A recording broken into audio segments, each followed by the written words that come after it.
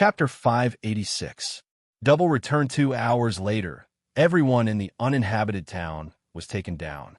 Although there were some twists and turns in the process, and some people were injured, fortunately, the ending was not wrong.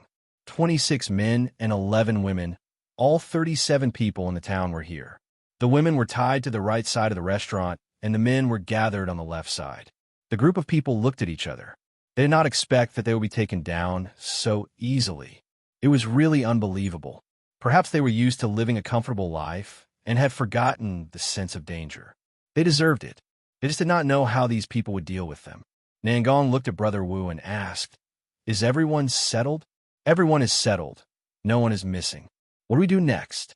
Brother Wu answered truthfully. The team members he selected were all elites. Otherwise, they would not have been able to solve the problem in 2 hours. However, there were indeed some ruthless people in the town. Otherwise, his team members would not have been injured. Bach was obviously bored. He saw Sister Fat, who was hiding in the corner and trembling. He walked over with interest and was ready to tease her. Sister Fat was also one of the accomplices that day.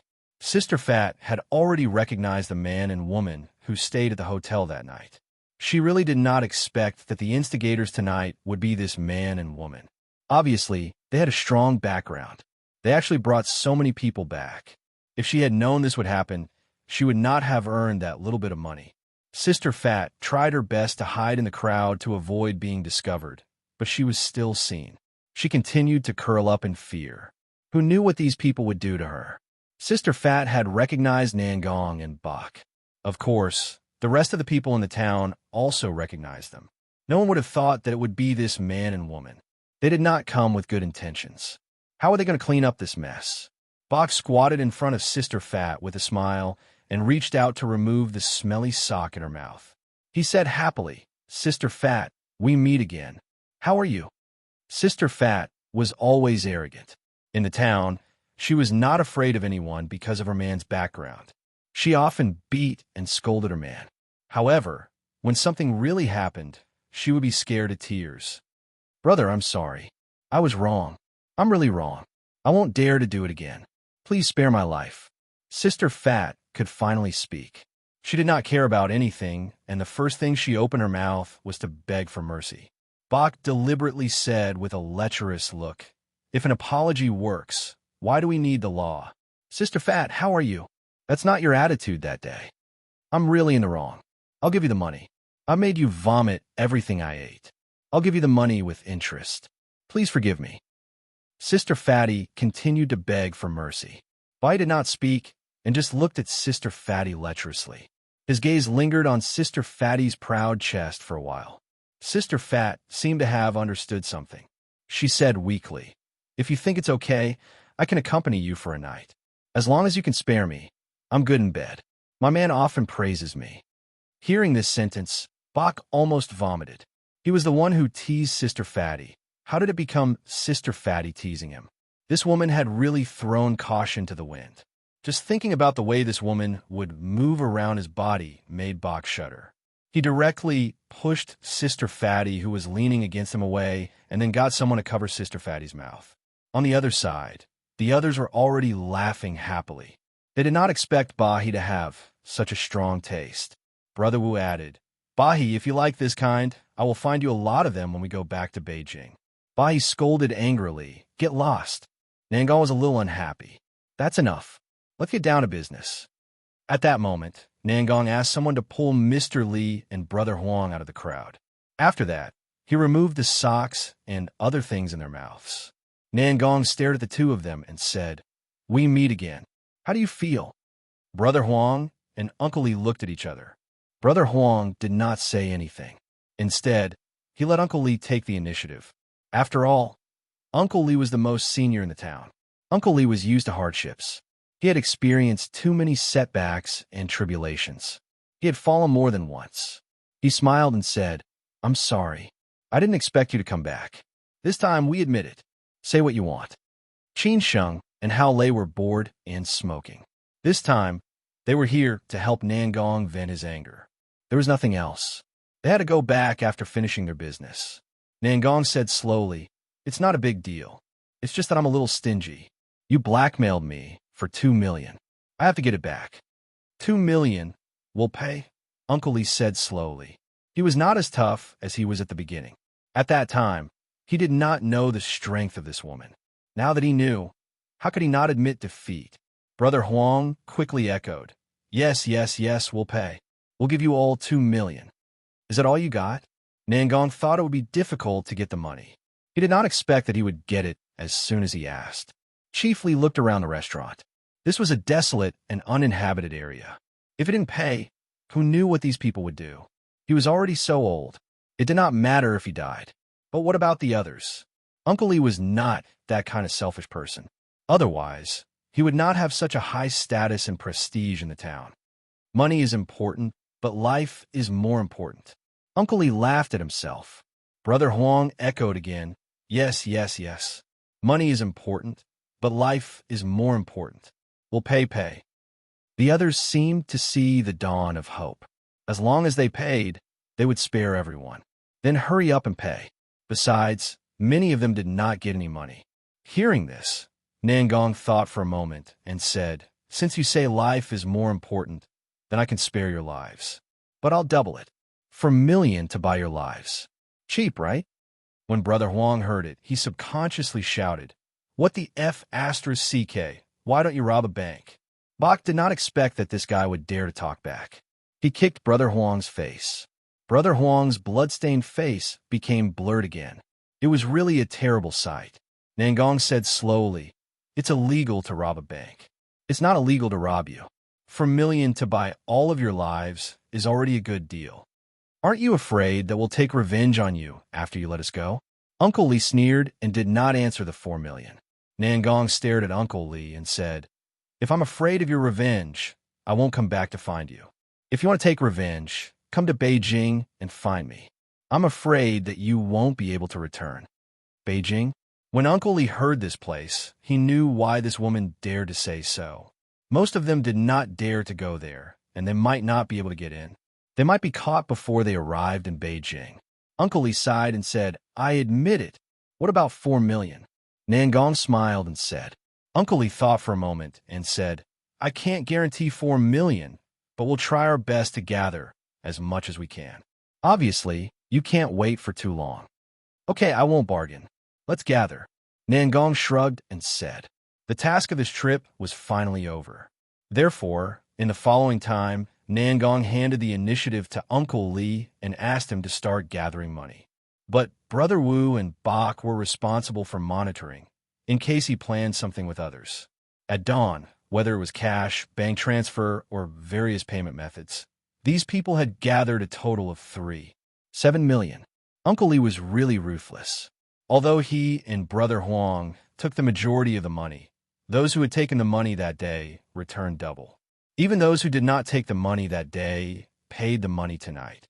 Otherwise, let alone Nangong and others, Uncle Lee would not be able to get away with it. They could only be cruel and pay the money. Now that the money was in their hands, they had vented their anger. This trip to the no man's land this time was not in vain. After tossing and turning for a night, everyone was tired. Everyone was tied up again. Nangong looked at the crowd and said, Thank you for your friendly sponsorship. Someone shouted, We have given you the money. Can you let us go now? Brother Huang, who looked depressed, also said, Madam, we have given you the money. Can you let us go now? Brother Huang was really bleeding this time. If he had known this would happen, he would not have accepted this business. It was really a double loss. He did not know when he could earn back the money. Let you go? When did I say that I would let you go if you gave me the money? Nangong sneered. Brother Huang shouted angrily, You! How can you go back on your words?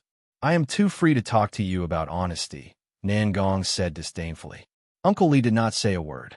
It seemed that he had already expected the result. As long as these people did not kill them, it would be fine. At this time, Nangong asked someone to bring in the man and woman who had been tied up yesterday. It was not until then that the crowd realized what had happened. They guessed that the information about the town was leaked by them. They stared at the man and woman fiercely, as if they were going to skin them alive. Nangong said to the crowd, Let's go. Qin Sheng, who had fallen asleep, asked, What are you going to do with these people? Nangong glanced at these people and said casually, "Destroy themselves." Qin Sheng did not have any opinion on this. So be it. The crowd packed up their things. Outside, their car had already arrived. They got in the car and left without hesitation. As for these people, they might not meet again in the future. On the way back to the U-Gate, Qin Sheng frowned and said, "Don't cut the grass by the roots. Aren't you afraid of causing trouble?" Nangong had already thought of a countermeasure. He said, "When we arrive at the U-Gate, I will use my connections to tell the relevant departments in Gansu the specific location of this no-man's land. At that time, they will naturally come to find us. I think many of them should have something to do and will spend the rest of their lives in prison. As for whether they can escape in advance, it depends on their ability." Qin Sheng was relieved that night. They arrived at the U-Gate. Zhongshan had been worried about them, fearing that they would have an accident. After seeing the crowd, he was completely relieved. After resting in the hotel for a night, they drove to Dunhuang early the next morning and took the flight back to Beijing that had been booked. They finally arrived in Beijing in the evening. Their trip in the northwest finally came to an end. Although Nangong did not find Mr. Ding, he brought him back to Zhongshan. Chapter 587. The nemesis of Master Qin. When they arrived in Beijing, the Qin family had already sent a car over. They went straight to the Sihiyuan of the Qin family. Qin Chang'an had not come back yet. Yi knew that Qin Sheng would come back today, so she got off work early and waited at home. At the same time, she told the kitchen to prepare dinner.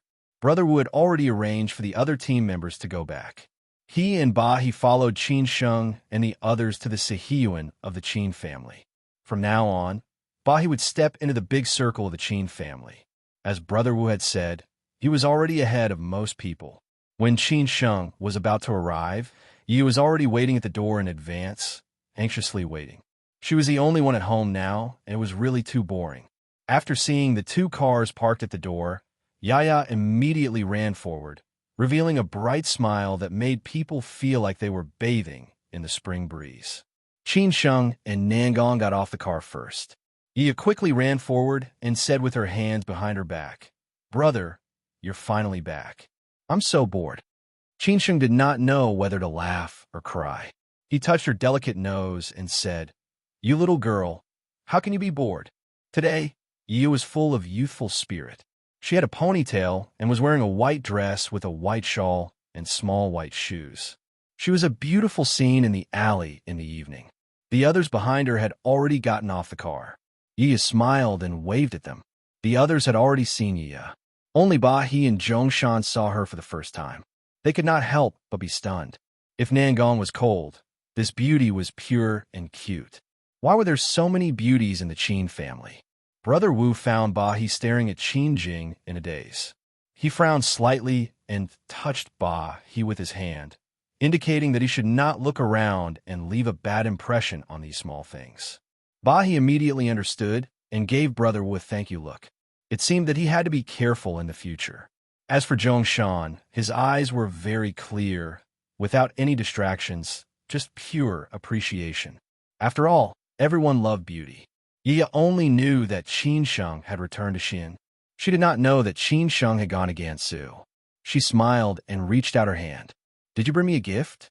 Qin Sheng was prepared. He knew that this weird girl would definitely want a gift.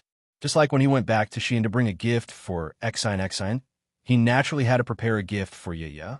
They were both his sisters. He could not be biased. So Qin Sheng smiled. "Yes, I will give it to you later." Yaya said happily, "That's more like it." Yaya and Qin Sheng were completely familiar with each other now. When they first met, she gave Qin Sheng the impression that she was simple and innocent. But now, she was a little cuter. Maybe this was the real Yaya. Qin Sheng hoped that she would always be like this. After Yaya was done with Qin Sheng, she greeted Nangong and said, "Sister Nangong, why do you look so pale?" Although Nangong was Qin Chang'an's adopted daughter, she did not have the blood of the Qin family. Therefore, she felt inferior in front of Yaya. After all, Yaya was the direct descendant of the Qin family, while she was just an adopted daughter. Ever since Zhao, Anji, and Yaya came back, Nangong rarely returned to the Qin family Sihiyuan. She seemed to want to avoid this kind of awkwardness. She could also feel that Zhao Anji was guarding against her. Nangong said angrily, "Maybe it's because I haven't had a good rest recently." Yaya only knew that Nangong was on a business trip, so she didn't think much about it. She smiled and said, "Sister, take care of yourself." Nangong smiled and thanked him. She was not good with words, and she and Yaya were not the same kind of people, so she did not know what to say. Fortunately, Qin Sheng held Yaya's hand and said, "All right, let's go in and talk. I'm already hungry."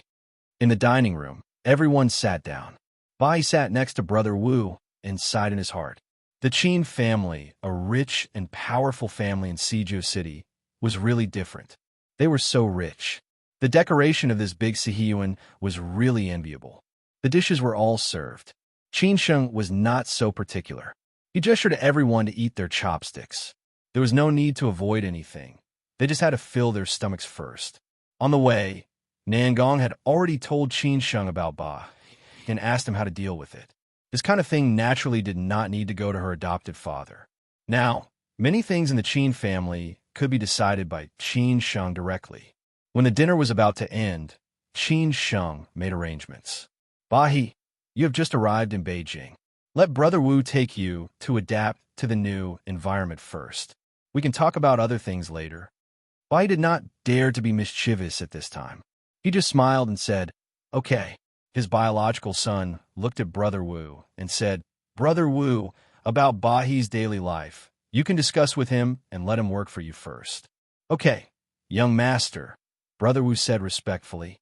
Qin Sheng looked at Chang Baji and Hao Lei and said, "Uncle Chang, during this period of time, you don't need to follow me 24 hours a day.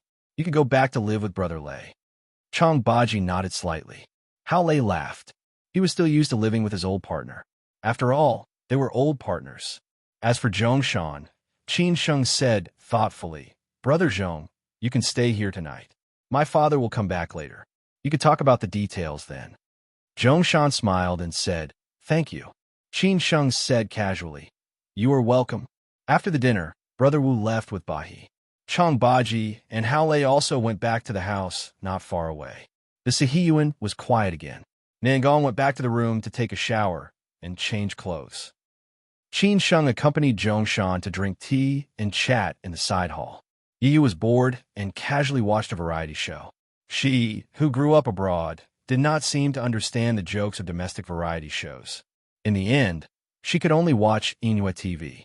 Qin Sheng and Zhongshan talked about Mr. Ding. He knew that Mr. Ding had been traveling around the country since he left Beijing. Qin Sheng did not remember Mr. Ding, but Zhongshan said that Mr. Ding had stayed in Xi'an for a period of time. As for why he went to Xi'an, Qin Sheng could roughly guess. After all, it was said that Mr. Ding was his grandfather's disciple, but Qin Sheng had never seen him. Maybe he did not go back to the old house during that period. If he met Mr. Ding in the future, he would definitely ask him. After that, Mr. Ding basically stayed in Inner Mongolia. Sometimes he was in the Huluan Bell grassland, sometimes he was in the horse farm at the border of Mongolia and Gansu, and sometimes he was in the small courtyard in Gansu. To be honest, even Zhongshan did not know where he went this time. Later, Qin Sheng talked about Zhongshan. Zhongshan did not say much. He only said that although he was only 36 years old, he had experienced many things that many people did not experience in their lifetime. At 11 o'clock in the evening, Qin Chang'an and Gong Sun came back. Qin Sheng and Zhongshan quickly stood up.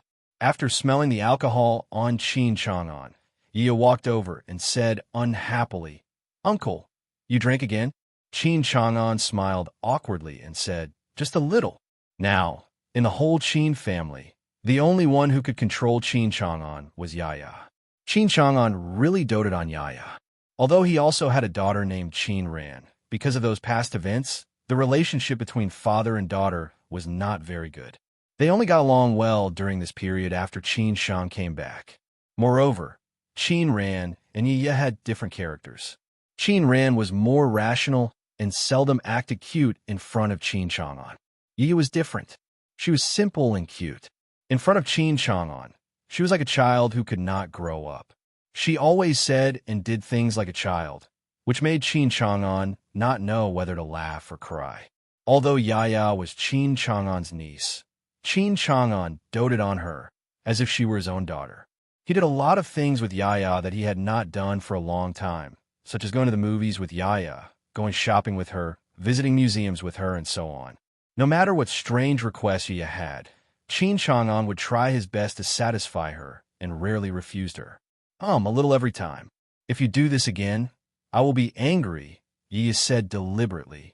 Qin Chang'an quickly coaxed Yaya and said, I know I am wrong. I know I am wrong. I won't drink next time. After that, Qin Chang'an stared at Gongsun next to him and then said in a low voice, When I came back, I asked you if I had the smell of alcohol on me. You said no. This time, I am in trouble because of you. Gongsun smiled and shrugged. You can't blame me. I have advised you not to drink too much. Qin Sheng, who was not far away, did not know whether to laugh or cry. He did not know whether it was because of the recent sudden reduction of pressure or the change brought about by Yaya's return. The old man's state was much better than before. At least, since Qin Sheng came back for a long time, he rarely saw the old man in such a state. Zhongshan was stunned. In his imagination, or in the image that Mr. Ding described to him, Master Qin was a calm, shrewd, and serious big boss. How could he see such a Master Qin now? Yi seemed to hear their conversation and said unhappily, What? Qin Chang'an quickly smiled apologetically and said, Nothing, nothing. Don't go to work tomorrow. Go to rest quickly. I have something to talk about. Yi, who had won an overwhelming victory, was satisfied. After saying goodbye to Qin Sheng, Nangong, and the others, she went back to her room to rest. Of course, she knew that her uncle had something to do.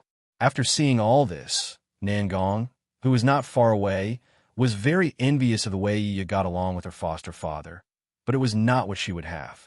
After Yi left, Qin Chang'an became serious again. Zhongshan thought his heart, This is the real Master Qin.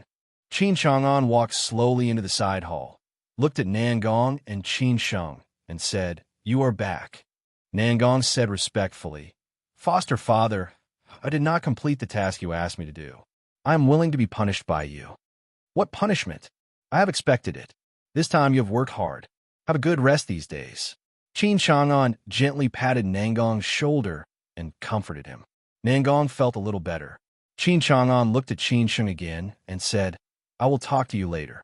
Qin Sheng was very calm and did not say anything. He knew that what he was going to ask was nothing more than the Lin family. Qin Chang'an finally looked at Zhongshan casually and said, Are you that Zhongshan? Zhongshan smiled and nodded. I am honored to meet you, Master Qin. Qin Chang'an said in a deep voice, Old Ding asked you to bring a message to me. Zhongshan nodded again. Qin Chang'an thought for a while and said, Follow me to the study. Chapter 588. Chapter 589. My computer broke yesterday. It was fixed today. The reason why Qin Chang'an attached so much importance to Zhongshan was not that he knew Zhongshan or felt like old friends when they first met. It was only because he trusted Mr. Ding. He and Mr. Ding had been friends for decades. The only one who could compare with Mr. Ding was Gongsun.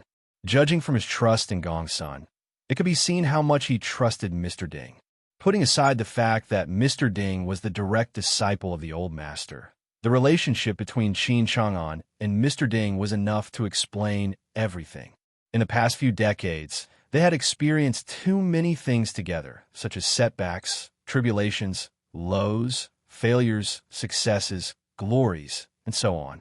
There were too many.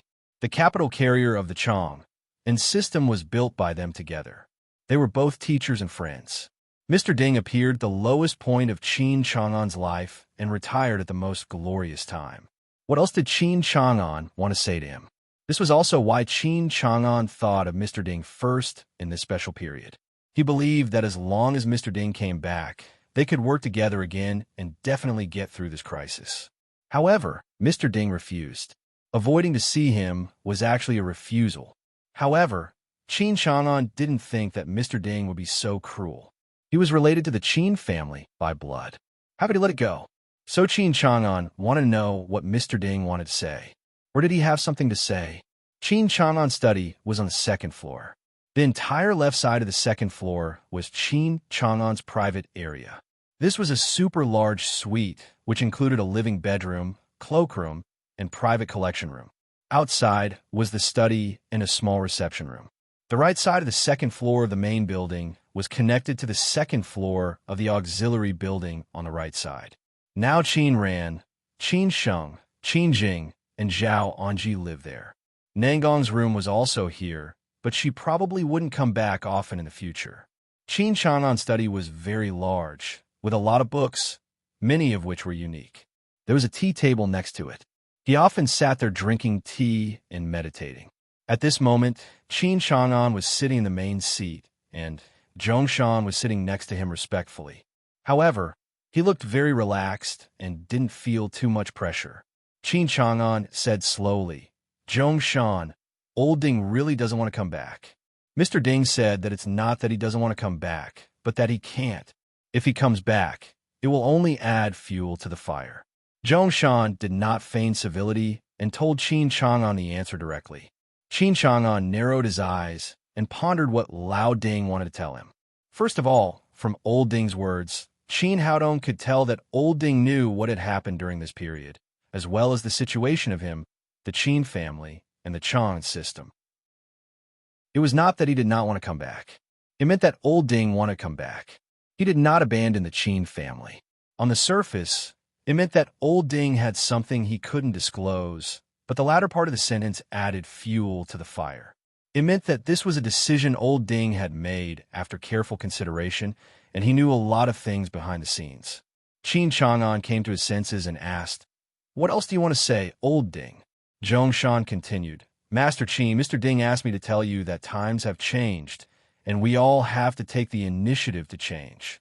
We can't deal with the current things from the perspective of the past. When the storm arrived, no one could escape unscathed. If they wanted to protect themselves, they had to take the initiative to take a step back. It is not necessarily a bad thing to take a step back. If one step is not enough, then take 100 steps back. The price we should pay should not be indecisive. We should have a determination to cut off our wrists. We can't think about getting through it. Who can get through what has happened in the past 2 years? This time, it is not only our problem. Other interest groups are also experiencing the same thing. We should retreat when it is time. Time waits for no man." This time, Zhongshan said a lot of words, which were all said by Mr. Ding. He told Master Qin exactly what he said. Of course, he did not dare to add any private information. Compared with the previous words, this one had more content, and it was similar to what some people had said. Qin Chang'an had to pay attention to it. Before he had time to think, he continued, "Anything else?" "A few words." Mr. Ding said that Qin Sheng is the key to break the situation. It depends on how you arrange him, and we should be careful of some people. Zhongshan said thoughtfully. In the following conversation, Zhongshan told Qin Chang'an about some people that Mr. Ding had told him to be careful of. Qin Chang'an had been listening. In the end, Zhongshan also told him about himself. The two talked for a long time on the second floor. On the first floor, Qin Sheng was drinking tea and watching TV, waiting for them to come out. However, Gong Sun went downstairs first. Seeing that Qin Sheng was still in the side hall, he smiled and said, "Have you finished dealing with the things in Xian?" "Basically, only a little bit left," Qin Sheng replied with a smile. Gong Sun said casually, "That's good. Master Qin plans to invite the Lin family to stay in Beijing for a few days. He can't spare time to go to Xian, so he can arrange it in this way. Let me ask you, when is a suitable time?" Qin Chang'an was not a cold-blooded animal. The Lin family had raised Qin Sheng for so many years. It was reasonable for him to meet the Lin family and think about how to return the favor. Qin Sheng's matter was between Qin Sheng and the Lin family. He represented the Qin family, so it was different. Qin Sheng was not surprised. Moreover, he had this intention. He thought for a while and said, "After a while, when the things in Xian are completely over." Gong Sun smiled and nodded. "Then I will wait for your news. I will arrange other things." Qin Sheng smiled and said, "Thank you, Uncle Gong Sun." Qin Sheng joked casually. No matter what happened to the Qin family, he would stay there until he died. Gong Sun had watched Qin Ran grow up. He loved her more than anyone else. Now that Qin Sheng was back, Gong Sun treated him the same. So he was very concerned about Qin Sheng's life, but Qin Sheng did not know it. I remember that you will finish the advanced course in Tsinghua University the day after tomorrow, right? Gong Sun asked casually. Qin Sheng replied, I didn't expect Uncle Gong Sun to know it. I just heard from Master Qin the day before yesterday that he plans to let you go to Shanghai next month. You will be completely responsible for the things in Shanghai. It is also a way for you to practice and then let your sister go back to Beijing, Gong Sun said directly. Everyone already knew about this. Anyway, anyone could tell Qin Sheng. Qin Sheng was surprised. Let me go to Shanghai. Yes, so you should prepare for it. As for the details, when you arrive in Shanghai, your sister will tell you, Gong Sun said with a smile. To be honest, Qin Sheng was more or less surprised by this arrangement. After all, he had just entered the group and had not familiarized himself with the whole group. If he went to Shanghai in such a hurry, he might not be able to handle things there. However, it seemed reasonable. Going to Shanghai would not delay him from familiarizing himself with the group. As long as he brought Yin Pan and Wei Xiaoxia there, he could continue to collect information and so on. Now that he had entered the group, he could not wait for him to get used to it. Moreover, the things in Shanghai were probably coming to an end. After all, his sister had stayed for so long. Letting him go there to take care of the remaining things was indeed training. In fact, thinking about it carefully, Qin Sheng was quite happy. After all, if he went to Shanghai, he could meet a lot of familiar people, and he would not have to live apart from Lin Su. Most importantly, he could take time to deal with those things in the past. Therefore, Qin Sheng had already accepted this arrangement calmly. After they chatted for a while, they heard movement on the stairs. They turned around and saw that Qin Chang'an and Zhong Shan had already come down. Qin Chang'an said to Gong Sun, Gong Sun, arrange a guest room for Zhong Shan. Let him stay here tonight. Yes, I will arrange it now. Gong Sun nodded and said. Zhong Shan said politely, thank you. Qin Chang'an looked at Qin Sheng again and said, it's too late tonight. You have been busy for so long. Go to bed early. We will talk about your things in the company tomorrow. Okay. Qin Sheng nodded and was about to leave. At this time, Qin Chang'an suddenly said, by the way, from tomorrow on, Zhong Shan will be your special assistant. You should be familiar with him. Qin Sheng was very shocked and subconsciously looked at Zhong Shan. Obviously, Zhong Shan already knew. He looked at Qin Sheng with a light smile. There seemed to be a lot of meaning in his eyes, which made Qin Sheng a little confused. Qin Sheng did not know whether this arrangement was arranged by Qin Chang'an or Mr. Ding. But since the old man had already said it, it meant that this matter was settled. Qin Sheng could only accept it calmly. Then, Qin Sheng looked at Zhong Shan and said, Brother Zhong, I will have to trouble you in the future. I hope you will not hesitate to teach me. You're welcome. Zhong Shan still responded so simply. After everything was arranged, Qin Chang'an went upstairs to rest again. Gong Sun also took Zhong Shan to the guest room. Qin Sheng stayed for a while and then went back to his room to rest. The next day, when Qin Sheng got up in the yard, Zhong Shan was already sitting there chatting with Qin Chang'an. They talked happily. Qin Sheng smiled and said hello to them. After breakfast, Chang Baji and Hao Lei came over. Qin Sheng went to work again. Apart from Yaya, who was a burden, he had Zhong Shan by his side. When he arrived at the company, Yin Pan and Wei Xiaoxia were already there. Qin Sheng first introduced Zhong Shan to them and then told them, from today on, Mr. Zhong will be my special assistant. Mr. Zhong will be fully responsible for all my things. You will also be responsible for Mr. Zhong. Yin Pan and Wei Xiaoxia were very surprised by this sudden decision. Of course, even Xiao Yusin did not know about it. After entering the office, Zhong Shan directly started to work. The first thing he wanted to do was to help Qin Sheng reorganize the members of the office, including Yin Pan and Wei Xiaoxia. They would be interviewed and reviewed by Zhong Shan again. Qin Sheng had no objection to this. Since this was arranged by the old man, he believed that Zhong Shan was very capable. Moreover, he did not want to worry about such a small matter. Therefore, Qin Sheng called Xiao Yusin and asked Zhong Shan to contact Xiao Yusin. After all, Xiao Yusin was more familiar with the whole company than anyone else. Xiao Yusin was a little confused at first. However, when he heard that it was arranged by the big boss, he immediately understood. He smiled and said that if there was anything, he could just look for him. Chapter 589. Clear division of work. Qin Chang'an's office was located on the top floor of Block A. It seemed that most tycoons liked to have their offices on the top floor. The view on the top floor was better. Standing on the top floor, one could see far away. Standing in front of the window and looking out, one would feel like looking down on all living things and would have a sense of boldness. Qin Chang'an's office took up 1/3 of the top floor. Other than that, it was the office of the Director General and 2 conference rooms of different sizes. The Director General was full of beauties. Qin Sheng had found out last time that all of them were good-looking.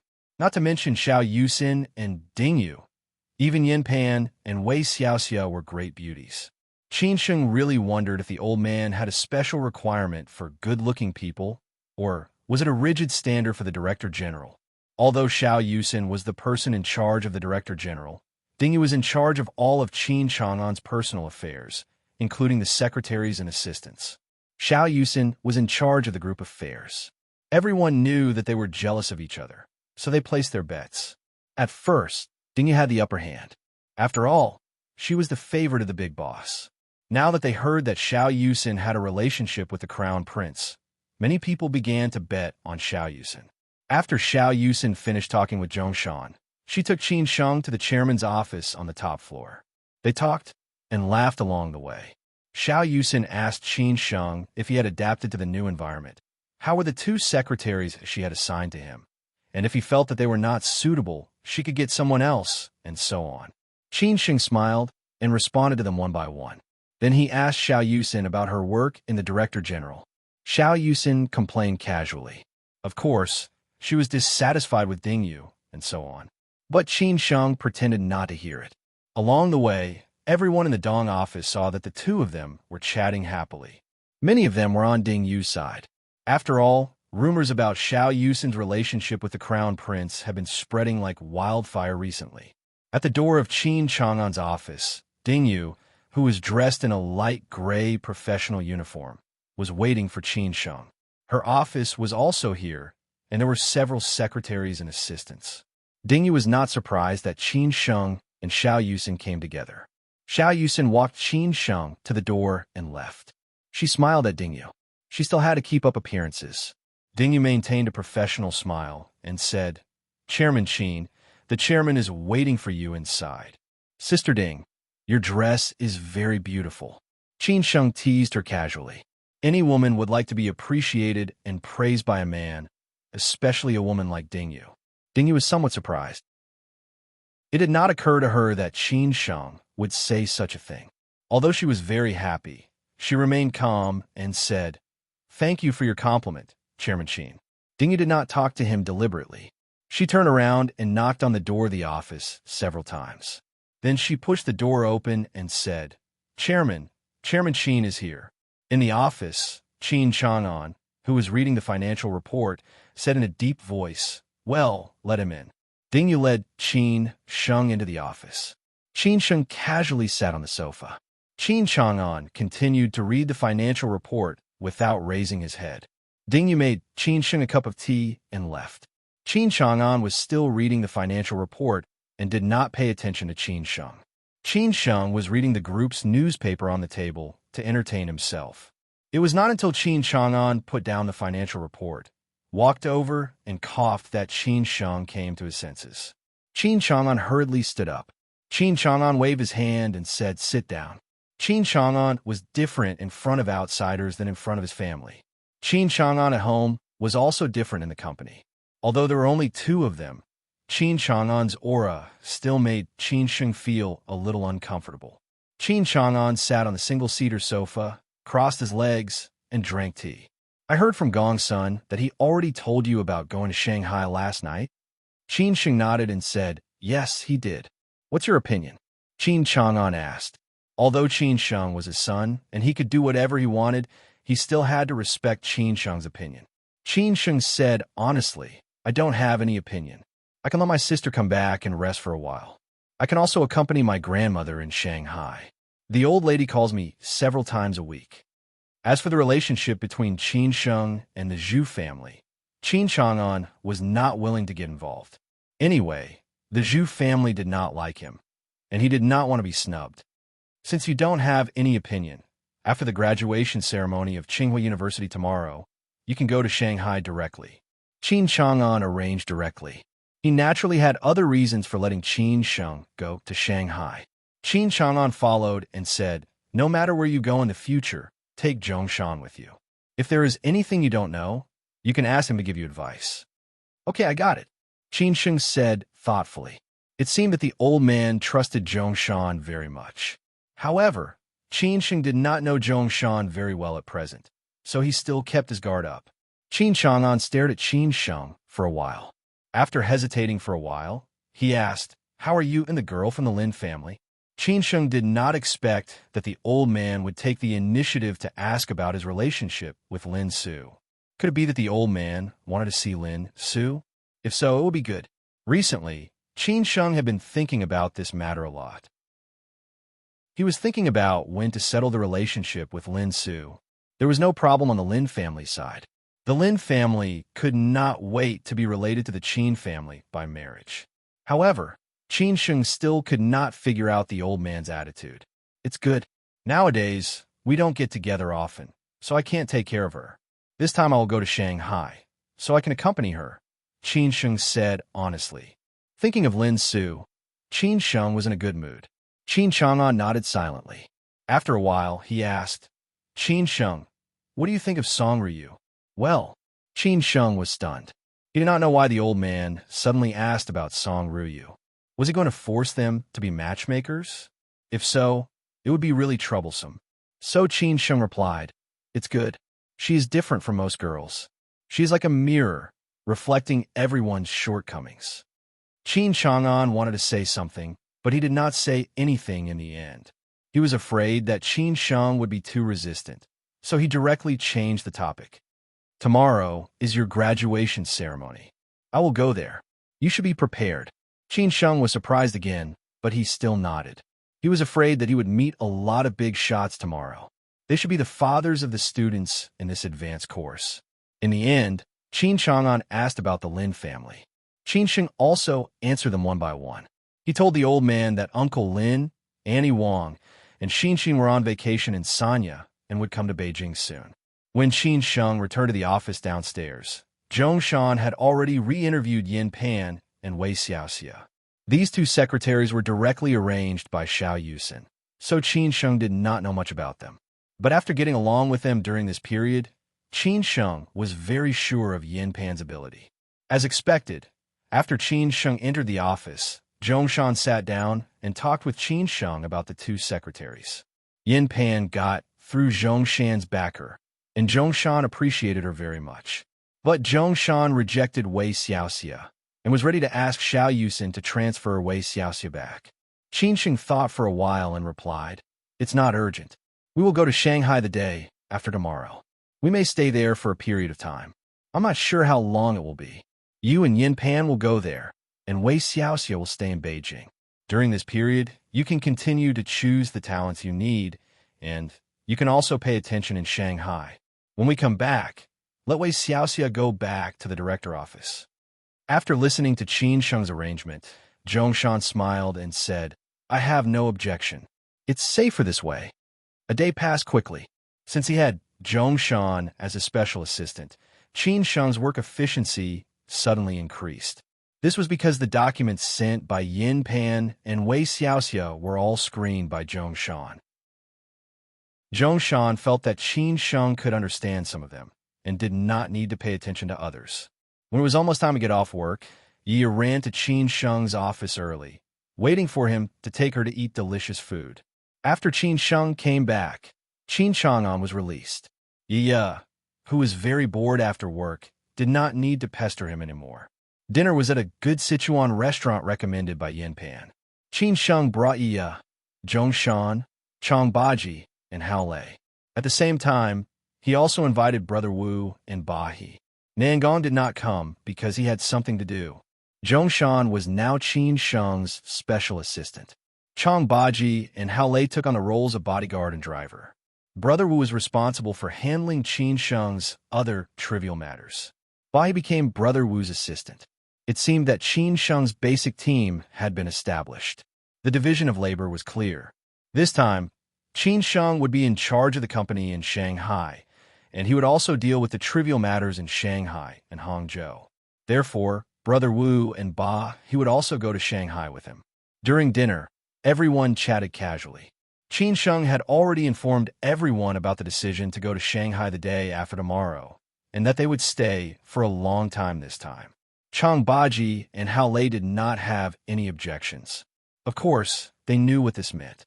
Qin Sheng could not forget about the things in Shanghai and Hangzhou. Now, he was not short of ability and resources, but he was short of time. This trip to Shanghai was probably to solve these things. Brother Wu and Ba, he were a little surprised. They did not expect that Qin Sheng would go to Shanghai as soon as he came back, and he would bring them along. They were afraid that it would not be that simple, but they still agreed happily. After hearing about this, Yi was obviously a little unhappy. She had just come back, and now they were going to Shanghai, leaving her alone at home again. It was very boring. Qin Sheng smiled and comforted her. Why go to Shanghai? Sister will go back to Beijing. You will not be alone. Yi did not act coquettishly, as long as there was someone to accompany her. After dinner, everyone went back home. Gongsun had already rented an apartment for Zhongshan, and he lived in the same neighborhood as Chang Baji and Hao Lei. In this way, they could communicate more in the future. The next day, at the graduation ceremony, Qin Sheng only asked Chang Baji and Hao Lei to accompany him, while Zhongshan went to the company to do what he was supposed to do. When Qin Sheng arrived at the School of Economics and Management, the other people in the advanced course had already arrived. There was still one last class in the morning, and the deputy dean and a few professors still had something to say. After this last class, it would be the graduation ceremony. Chapter 590. Some were happy, some were disappointed. Today was the graduation ceremony, which was also the last class. All the students had arrived, and no one asked for leave. Everyone cherished the life in the past few months. Although it was not as fulfilling as college life, and their feelings were not as deep as when they were in college, they had built up a friendship after all. Although this friendship was mixed with the relationship of interests, it was inevitable. Moreover, most people came to this seminar to get to know more resources, didn't they? Basically, they were young people of the same level. If they could find like-minded people, they would have an innate advantage no matter if they got along or cooperated with each other in the future. For example, people like Wei Li, Qin Sheng, and Han Su were weirdos. Although Qin Sheng knew all the students in the class, Han Su was the only one who had a good relationship with him. Even Wei Li had special treatment. Han Su was even weirder. He was probably the only one in the class who came to be a bystander. People with like-minded people could get along well. On the podium below, the relatively young deputy dean was giving a speech, saying some words of encouragement, such as letting these young and outstanding talents take on more social responsibilities in the future, and so on. Several main teachers of this seminar stood next to him, saying different things. They were happy to see these young people become the pillars of this country and society in the future. At that time, they would also be proud. Some of the students below were listening carefully, some were whispering to each other, and some were even discussing where to get together in the classmate group. Of course, there were also small circles with good relationships, and they did not want to follow the big group. Qin Sheng wanted to listen carefully, but Han Su next to him did not give him a chance. He was still so cynical, and all the students in the class would probably admit defeat. He did not know what else he had gained from this trip to Tsinghua University except to make a friend with Qin Sheng. Han Su was playing a game of PUBG, which was quite popular recently. He kept recommending it to Qin Sheng and wanted him to play with him. Qin Sheng had not played games for a long time, so he politely refused. Of course, it was not that he did not know how to play games. In the past, when he played Warcraft, CS, Dota, and so on, he had completely crushed all the opponents in high school. He was a crazy demon who carried girls around. Even a good student like Su Qin had been dragged by him, to play many games. Finally, Han Su finished a game with the three beauties and won the chicken dinner perfectly. Then he put down his phone and asked in a low voice, "Hey, Lao Qin, I heard that the fathers of many classmates are here. Will your old man come today?" "I heard from him that he would probably come, but I'm not sure," Qin Sheng said honestly. The old man had a lot of things to do, and it was not possible for him to change his mind at the last minute. After all, he was not an idler who had nothing to do. Han Su nodded and said, "You're right. You're from Beijing. You live nearby, so you should come." "Your dad isn't coming?" He really wanted to meet Han Su's father. It was said that like father, like son. What kind of father would have a son like Han Su? Hearing this, Han Su sighed and said, "How could I not come? My dad arrived in Beijing the day before yesterday. He said that he did not expect that I could persist until I graduated. I have to thank the teachers and classmates. Besides, how could a person like him miss such an occasion? There are many old friends among them." Qin Sheng did not know whether to laugh or cry. It seemed that Han Su knew his father very well. That was right. For these young people, this was an integration of resources. For these fathers, it was also an integration of resources. It depended on each other's ability and means. The last class ended soon. The young deputy director bowed to all the students with several teachers, hoping that everyone would have a bright future and that everyone could create more value for the society. This surprised everyone and made them feel flattered. Qin Sheng stood up subconsciously. He knew that this deputy director was very sentimental and idealistic. He was a serious scholar, so he also bowed to him and several teachers without hesitation. Seeing this, Han Su, who was next to him, also stood up in a hurry and bowed to the deputy director and the teachers. During this period, other students also stood up and bowed one after another. How could these young people, who had been immersed in society for many years with their parents or experienced for many years, not know this kind of etiquette? In the end, the deputy director asked everyone to take a short break in the classroom. Then they moved to a gymnasium close to the School of Economics and Management. At 10 o'clock, the graduation ceremony officially began. After the deputy dean and several teachers left, the classroom became lively. The familiar students chatted in groups of 3 or 4. After all, they came from all over the country. Although transportation was very developed nowadays, and they could go wherever they wanted, after leaving Tsinghua University, they would return to their busy lives again. It was obviously impossible for them to gather together like they did now. This was like the college life at the beginning. During the 4 years of college, they got along with each other day and night and did not feel reluctant to part with anyone. However, after graduation, they were scattered all over the country. No matter how familiar their friends were, how many times could they see each other in a year? Many students came over to say hello to Qin Sheng and Han Su. They chatted casually or exchanged greetings politely. It was better to leave a deep impression on each other. Wei Li also came over to say hello to Qin Sheng. "I will go back to Hangzhou tomorrow. I really don't know when I'll see you next time, but I think we will meet eventually. You will go back to Hangzhou sooner or later." This was the story between Qin Sheng and Wei Li. Of course, others could not understand it. Qin Sheng smiled and said, "You will see me soon." The smart Wei Li immediately understood what this meant and said thoughtfully, "Oh, it seems that I have to go back and prepare." Qin Sheng smiled faintly and said, "At that time, I will have to trouble you, first young Master Wei." Wei Li was really not afraid of trouble. He was afraid that Qin Sheng would not trouble him. At most, he could only help with the affairs in Hangzhou. He was not the main force. So he smiled and said, "You are welcome." After that, Wei Li changed the topic. "I heard that Master Qin is also here today." Qin Sheng was very surprised and said, "You are more well-informed than me. I was not sure, but you already know it." Wei Li could be said to be a know-it-all among this batch of students. Wei Li laughed and said, "Many students' fathers should have met Master Qin now. I also heard from my father that they just met in the dean's office." "Oh." Qin Sheng nodded casually. Wei Li's words contained a lot of information.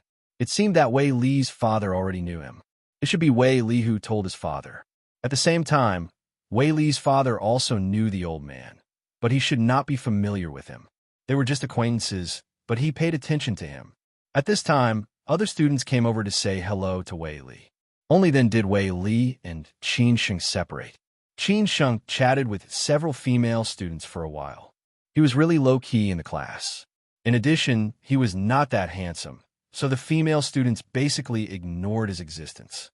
Even Han Su got to know a few female students who were on good terms with him. For example, Wei Li was surrounded by many female students. However, he did not even have a good relationship with a female student. Fortunately, it was about to graduate. There were still female students coming over to say hello to him. Otherwise, it would be embarrassing. It was almost time. They moved to the stadium. The leaders of Tsinghua University and all the students' parents were already waiting there. Originally, the graduation ceremony was held outside. Unfortunately, the weather was not good today. It drizzled at dawn, so they had to temporarily hold it in the gymnasium. When everyone arrived at the gymnasium was even livelier than the classroom. The leaders of Tsinghua University were chatting happily with the parents. Many of the parents knew each other or were quite familiar with each other. They were busy introducing each other to new friends. However, everyone could see that there were several different circles in the gymnasium. For example, the circle where the vice president and the dean were in seemed to be a group of big shots. There were not many men who could stand and chat with them. The second circle was the circle with the vice president and other professors and teachers. There were more people here. The last circle was the parents. When the students of the seminar all walked into the gymnasium, these circles quickly dispersed and looked for their sons or daughters. After a short conversation, they quickly formed different circles.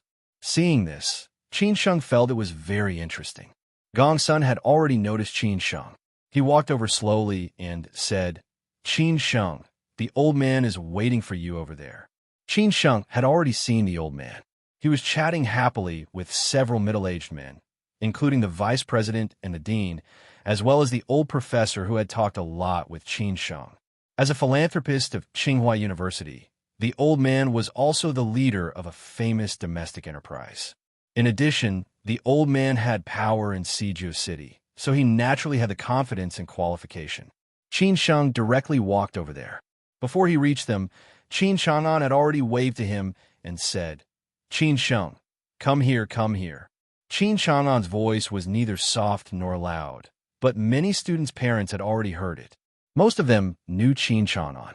After all, Qin Chang'an was so famous, and the Chang and department had been in the limelight recently. However, they did not know Qin Sheng. They were more or less confused and asked their children who this young man was. When they knew the young man's name was Qin Sheng, they had already confirmed their conjecture. That was, this young man must have a special relationship with Qin Chang'an. Of course, there were a few people, including Wei Li's father, who already knew the relationship between Qin Sheng and Qin Chang'an. After that, many parents asked their children about their relationship with this young man called Qin Sheng during the seminar. As a result, some were happy, while some were disappointed. These students were more or less confused when they saw their parents' expressions. They also asked their parents about the identity of the man who had called Qin Sheng over. After knowing his identity, they were shocked and at a loss. They did not expect that the man was Qin Chang'an, the big boss behind the Chang'an department. Some of them had already recognized Qin Chang'an. Anyway, at this time, everyone realized that Qin Sheng, who was the most low-key and had the least sense of existence in the seminar, was the one with the most profound background among all of them. Chapter 591. Taking advantage of the situation, even the teachers and professors were not clear about Qin Sheng's identity, let alone the students present. The only one who knew Qin Sheng's background was the old professor. After all, he was an independent director of the Chang'an department, and his relationship with Qin Chang'an and the Qin family was not simple. Of course, there were one or two students who knew Qin Sheng's identity. One was Wei Li, who took the initiative to approach Qin Sheng. Both he and his father knew him. The other was a female student who was also from Beijing. She had greeted Qin Sheng at the beginning of the semester. After that, they did not have deep contact with each other in the past few months. Every time they chatted, she was very polite, but she did not show too much enthusiasm. The reason why she knew Qin Sheng was that her family and the Qin family had a good relationship. Her father had a good relationship with Qin Chang'an, so she knew Qin Sheng. When Qin Sheng walked to Qin Chang'an, many people stared at Qin Sheng and whispered. As for what was going on in their minds, only they knew each other. After Qin Sheng walked over, Qin Chang'an patted Qin Sheng's shoulder and took the initiative to introduce him as his son. Qin Chang'an was not afraid of anything now.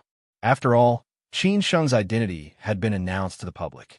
Therefore, no matter where he was, he would take the initiative to introduce Qin Sheng. Because from the day Qin Sheng came back, Qin Sheng would inherit his resources. This news was no different from a heavy bomb. When Qin Sheng entered this seminar, Qin Chang'an directly told the school leaders to arrange a person for him. The school leaders did not ask who the person was and thought it was just a child of Qin Chang'an's relatives or friends. After all, Qin Chang'an only had one daughter. Unexpectedly, they found out today that Qin Sheng was Qin Chang'an's son. Qin Sheng took the opportunity to greet the school leaders politely. After coming to their senses, these leaders praised Qin Sheng. The way the deputy dean looked at Qin Sheng was a bit thought-provoking. Maybe he did not expect that the most low-key student in the class was actually Qin Chang'an's son. Among them, the parents of two students teased Qin Chang'an with a smile. They had been wondering why Qin Chang'an had come to attend the graduation ceremony of the seminar today. It turned out that the rumor in the outside world was true. Qin Chang'an really had an illegitimate son. What was more surprising was that he had also attended this seminar. Finally, they could see him in person. Qin Chang'an was quite familiar with these two people. Otherwise, they would not have joked with Qin Chang'an. They were all outstanding people from private enterprises. Qin Chang'an smiled and said, "It's not a rumor. It's just that you don't know about it. My brothers and friends in Beijing all know that I had a son in the past, but he went missing later. Now he is just back, but he is definitely not an illegitimate child." Qin Chang'an's explanation made everyone more confused. After all, they were not Qin Chang'an's best friends. Naturally, they did not know Qin Chang'an's stories. After Qin Sheng greeted the leaders and uncles, he stood at the side with a smile and occasionally responded to their questions. Then he got to know the sons of the two uncles, who were relatively low-key in the class. One was called Sun Sijia, and the other was called Zhu Ziyuan. It could be seen that in this seminar, those who were really low-key were those who had deep backgrounds. They did not deliberately try to curry favor with others. Only those who did not have powerful backgrounds would be active. The graduation ceremony began soon. The school leaders sat in the front row, while the parents and students sat in the back. The leaders of Tsinghua University invited Qin Chang'an to sit in the front row. However, Qin Chang'an smiled and politely refused, saying that he could not be special and that he should just sit in the same seat as everyone else. The graduation ceremony was very simple. The school leaders would give a speech, the representatives of outstanding students would give a speech, and the representatives of outstanding students would give a speech. Finally, the graduation ceremony would end. The vice president, who attended the graduation ceremony today, was also the vice chairman of the advisory committee of the School of Economics and Management. That was why he had to attend this ceremony. Other than him, the leaders of the School of Economics and Management were present. While the vice president was giving a speech, Qin Chang'an and Qin Sheng, who were sitting in the second row, were chatting in a low voice. "Did you make any good friends in Tsinghua University this time?" Qin Sheng answered truthfully, "Yes, there's one. His name is Han Su. He comes from Tianjin, and I get along well with him." "Han Jing's son? I saw that he also came today, so it should be him. He is not easy to deal with. It's just that Tianjin is a little awkward now. I'm afraid that his situation is not very good," Qin Chang'an said casually. He was more well-informed than anyone else on the scene. Qin Chang'an's eyes lit up. Qin Sheng frowned slightly. He had seen Han Su's father just now, but he did not have time to greet him. He was a slightly fat, middle-aged man who always smiled and was polite to everyone. However, he did not expect that the Han family seemed to be in a bit of a difficult situation. He did not know whether Han Su knew or not. While Qin Sheng was in a daze, Qin Chang'an continued. After the graduation ceremony, take me to meet your new friend. Don't worry, the Han family's issue is not a big deal. It's just a change of leadership and a reorganization of resources. Qin Sheng smiled and nodded. He was relieved to hear this. After all, Qin Sheng did not want anything to happen to Han Su's family. Qin Chang'an asked in a low voice, "Are you familiar with Wei Zhuang's son, Wei Li?" Qin Sheng was a little surprised. He did not know why Qin Chang'an suddenly asked this question. Qin Chang'an said thoughtfully, "I met him in Headmaster Chiu's office just now. I met him a few times before, but we are not close friends. He said that his son has a good relationship with you, so I asked you. How should I put it? I am familiar with him, but not the kind of familiarity between friends. It is more like the relationship between business partners. We know each other's purpose," Qin Sheng explained truthfully. Qin Chang'an inadvertently glanced at the man with a goatee, sitting at the right rear, and said, "Like father, like son. It seems that this guy is the same as his father, good at currying favor and making good use of his connections. However, I have to say that it is also a kind of strength to be able to get to where he is today with such advantages. He is still useful to me. I know how to get along with him," Qin Sheng said in a low voice. Qin Chang'an smiled and said, "That's good. I will go over to greet him later and help you push the boat with the current." It was said that like father, like son, Qin Chang'an and Qin Sheng were similar. In the following time, Qin Chang'an and the old professor next to him, who was the independent director of the Chang and department, chatted in a low voice. The leaders of the school soon finished their speeches. Then it was the speech of the outstanding student representative, Sun Sijia, who was the son of Uncle Sunday Deputy Dean. Su had looked for him before, but Qin Sheng politely refused. Of course, he did not know that it was the intention of the leaders of the school. He felt that he did not have a sense of existence in the class, so it seemed a little unkind to take the fruit at this time. However, unexpectedly, Sun Sijia did not hesitate at all and directly agreed to this matter. Sun Sijia's speech was not very nutritious. It was more like chicken soup for the soul, which was naturally the speech that the leaders liked. Everyone did not take it seriously and just regarded it as a procedure. Finally, the outstanding student representatives went to the stage. Wei Li was naturally among them. He was not only familiar with the students, but also with the teachers. Zhu Ziyuan was also among them, which was not surprising. Qin Sheng still did not participate, but Han Su was not qualified. The graduation ceremony ended like this, and his life in Tsinghua University came to an end. Next, Qin Sheng would go to Shanghai, which would obviously be more interesting than his life in Tsinghua University. The leaders of Tsinghua University arranged a simple lunch. After all, this was the way to treat guests. However, these high-ranking tycoons did not go. No one wanted to delay each other's business. The leaders of the school were probably busy, and they had other opportunities. When the ceremony was over, Qin Sheng and Qin Chang'an walked slowly to Han Su and his father. Qin Sheng greeted them politely. "Hello, Uncle Han." Han Jinghe smiled and said, "You must be Qin Sheng. I have heard a lot about you from my son.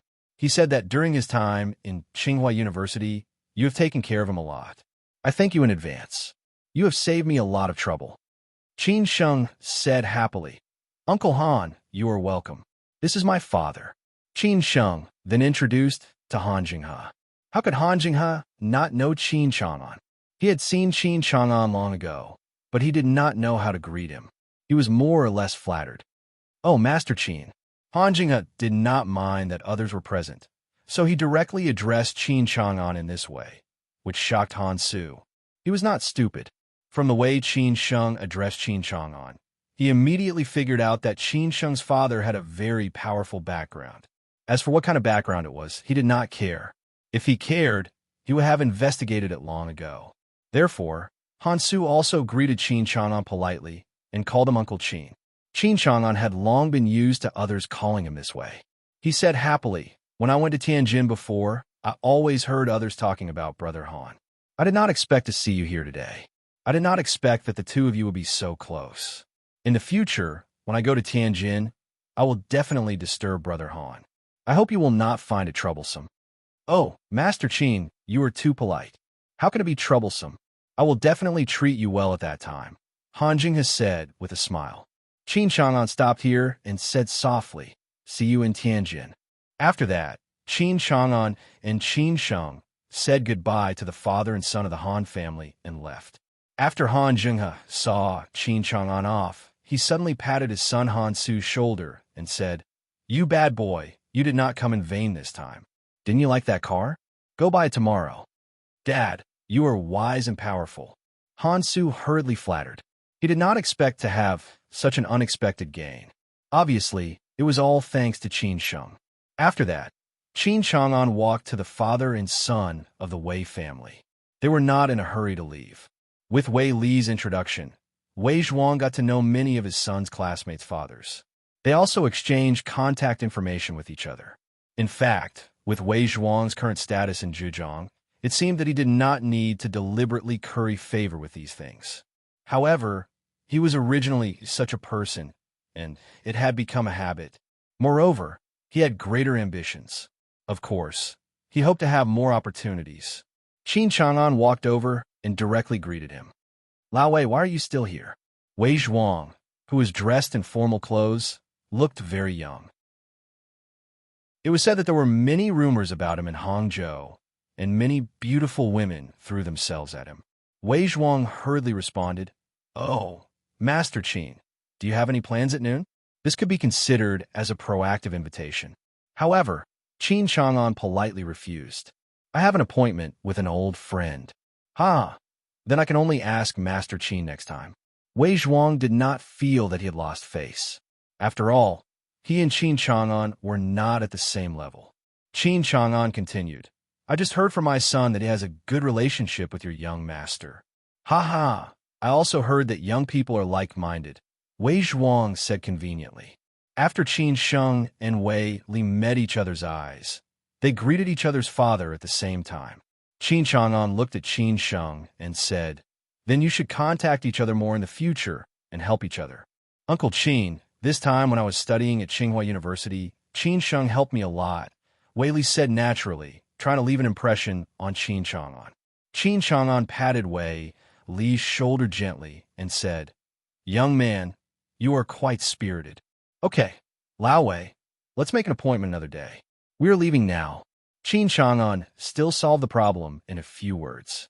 After that, he directly left. He did not exchange greetings too much, because it was not necessary. At this time, several leaders and professors of Tsinghua University also came over. Qin Chang'an smiled and walked towards them. Then, accompanied by them, they left the stadium. Chapter 592.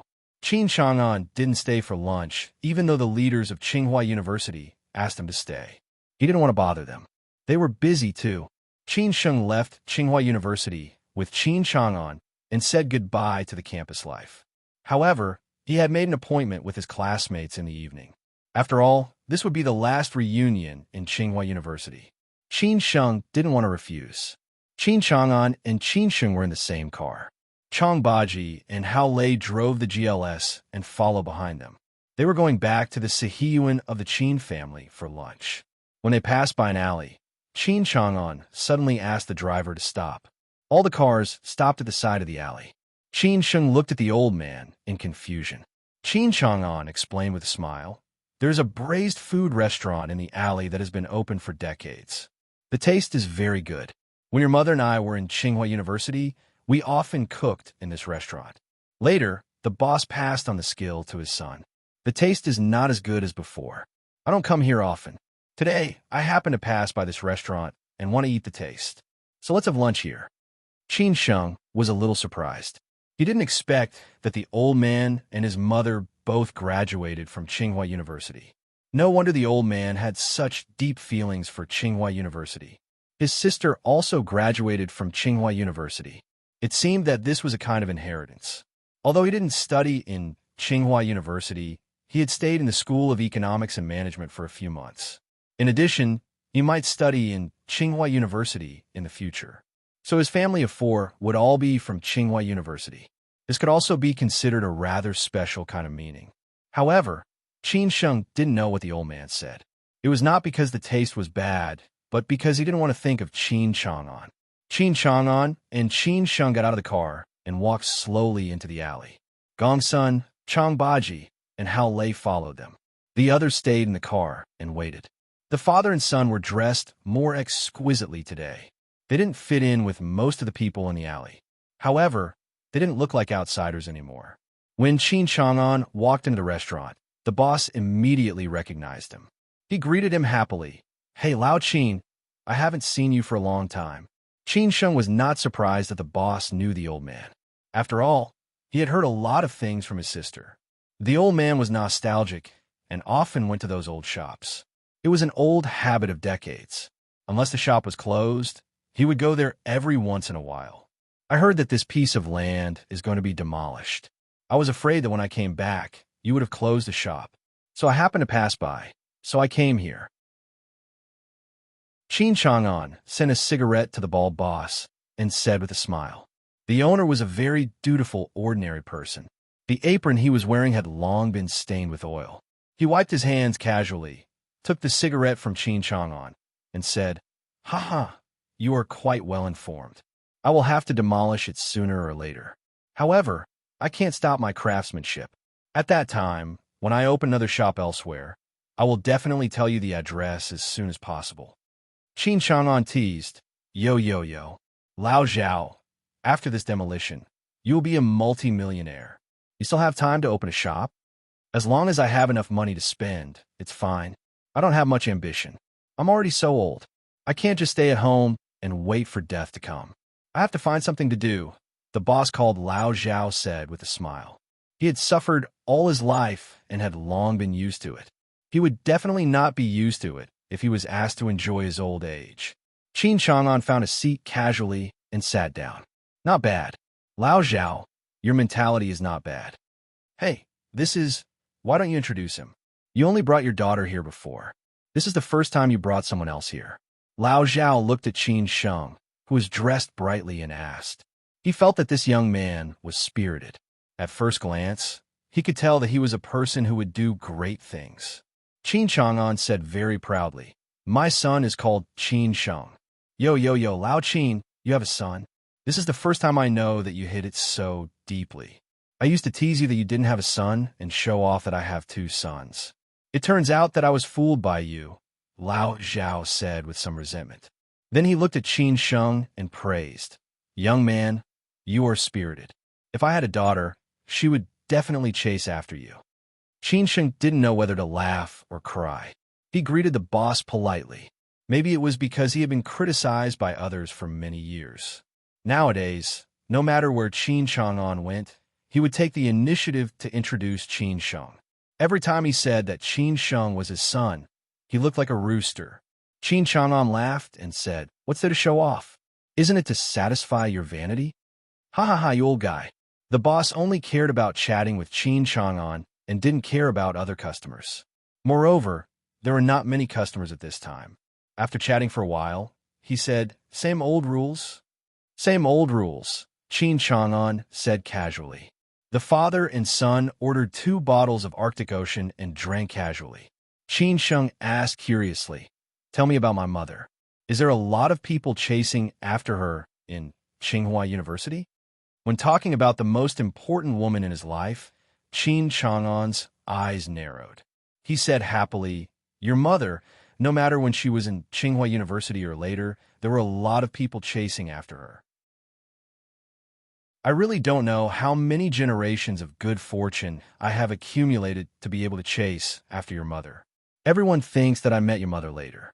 Only a few people know that we knew each other when we were in Tsinghua University, and we were very close. But at that time, it was relatively conservative, so I didn't dare to confess to your mother. I can see that. Otherwise, my mother is so beautiful. If you didn't have this advantage, you definitely wouldn't be able to chase after her later," Qin Sheng said disapprovingly. It had been more than half a year since he came back. Although he couldn't see that woman anymore after he grew up, his feelings for her became deeper and deeper. It seemed that she had been by his side for more than 20 years. Qin Chang'an was not angry at his son's joke at all. On the contrary, he was very happy. After all, this was the truth. He replied, "You have seen your mother's photos. She is no worse than those Hong Kong and Taiwan stars in the 1980s and 1990s. Even in this era, she is absolutely a great beauty. In the words of you young people, it is called retro beauty. Otherwise, how could you and your brother be so beautiful and handsome? That's because of my mother's good genes. Qin Sheng curled his lips and said. Qin Chang'an laughed out loud and said, "You bastard, I haven't taken any credit at all. Then you go back and ask my sister. If she says yes, then yes," Qin Sheng said. Qin Chang'an laughed from ear to ear and said, "You and your brother are now of the same mind. How can I win against you two? Alas, at any time, my family status is the lowest." The other customers in the restaurant were paying attention to the father and son who were dressed very formally. They had never seen people dressed like this coming to eat in such a tiny restaurant. Such successful people seemed to be more suitable to appear in a five-star hotel or a private club or a high-class restaurant. Soon, Lao Zhao brought 2 bowls of braised pork and 2 other side dishes. He had not seen Qin Chang'an so happy for many years. He didn't care about Qin Chang'an's identity, nor did he care about these things. He just thought that Qin Chang'an was just an old customer of this old restaurant that had been passed down from father to son. But he could be sure that the identity of this old acquaintance was definitely not simple. Otherwise, every time he came here, he would be a bodyguard in a luxury car. By the way, if you go to Shanghai this time, plead for your grandmother. Will I go to visit her? It's been more than 20 years, Qin Chang'an suddenly said after eating a few mouthfuls of braised pork. Qin Sheng was very surprised and said, Uncle and small aunt have now let go of that thing. I think grandmother definitely won't blame you anymore, but she definitely won't take the initiative to mention it. If you go to Shanghai directly, grandmother will definitely meet you." Qin Chang'an smiled disapprovingly and said, "Why didn't I think about it? But you don't know your grandmother's character. Maybe it will work if you say it. I guess it won't work even if your sister says it." Qin Chang'an felt guilty to the Zhu family, which was a hurdle that he could never get over in his life. Therefore, no matter how the Zhu family treated him, he felt that it didn't matter and he could bear it. However, now that Qin Sheng came back, everything of the Qin family would be passed on to Qin Sheng, and he might not be able to shelter Qin Sheng from wind and rain one day. He needed someone to protect him and continue to move forward. The only one who could do this was the Zhu family. Therefore, Qin Chang'an was willing to put down his pride and take the initiative to reconcile with the Zhu family, no matter how harsh the old lady's conditions would be.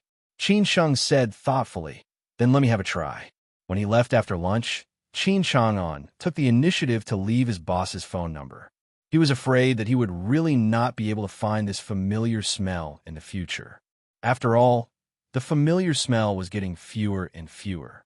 At the same time, he also believed that the boss would not call him randomly. In the evening, in a 5-star hotel, Qin Sheng arrived before the appointed time. Maybe it was because they knew that there would be more students coming today. Those who wanted to have a small circle of friends also gave up this idea. Compared with the past, when Qin Sheng just showed up today, there were waves of students coming over to greet him politely. Everyone was afraid that they would miss this last opportunity. Among them were the 2 who were as low-key as him, but this time they also took the initiative to talk to Qin Sheng. In the distance, Wei Li, who was sitting on the sofa, smiled and said nothing. How could these slow people be compared with him? In the future, the relationship between him and Qin Sheng would only get closer, and they would never be able to catch up with him. Han Su, who was heartless, continued to play games with a few classmates. He was really a fool's fool. He did not do anything, but he did what he should do the most. Seeing that everyone was surrounding Qin Sheng, Han Su did not take the initiative to disturb Qin Sheng. It was not until Qin Sheng finished his work and took the initiative to walk over that Han Su was relieved to play the game and said, "Lao Qin, you hit it really well. I really did not expect that." Qin Sheng patted Han Su's shoulder and said, "Do we still need to talk about this between us?"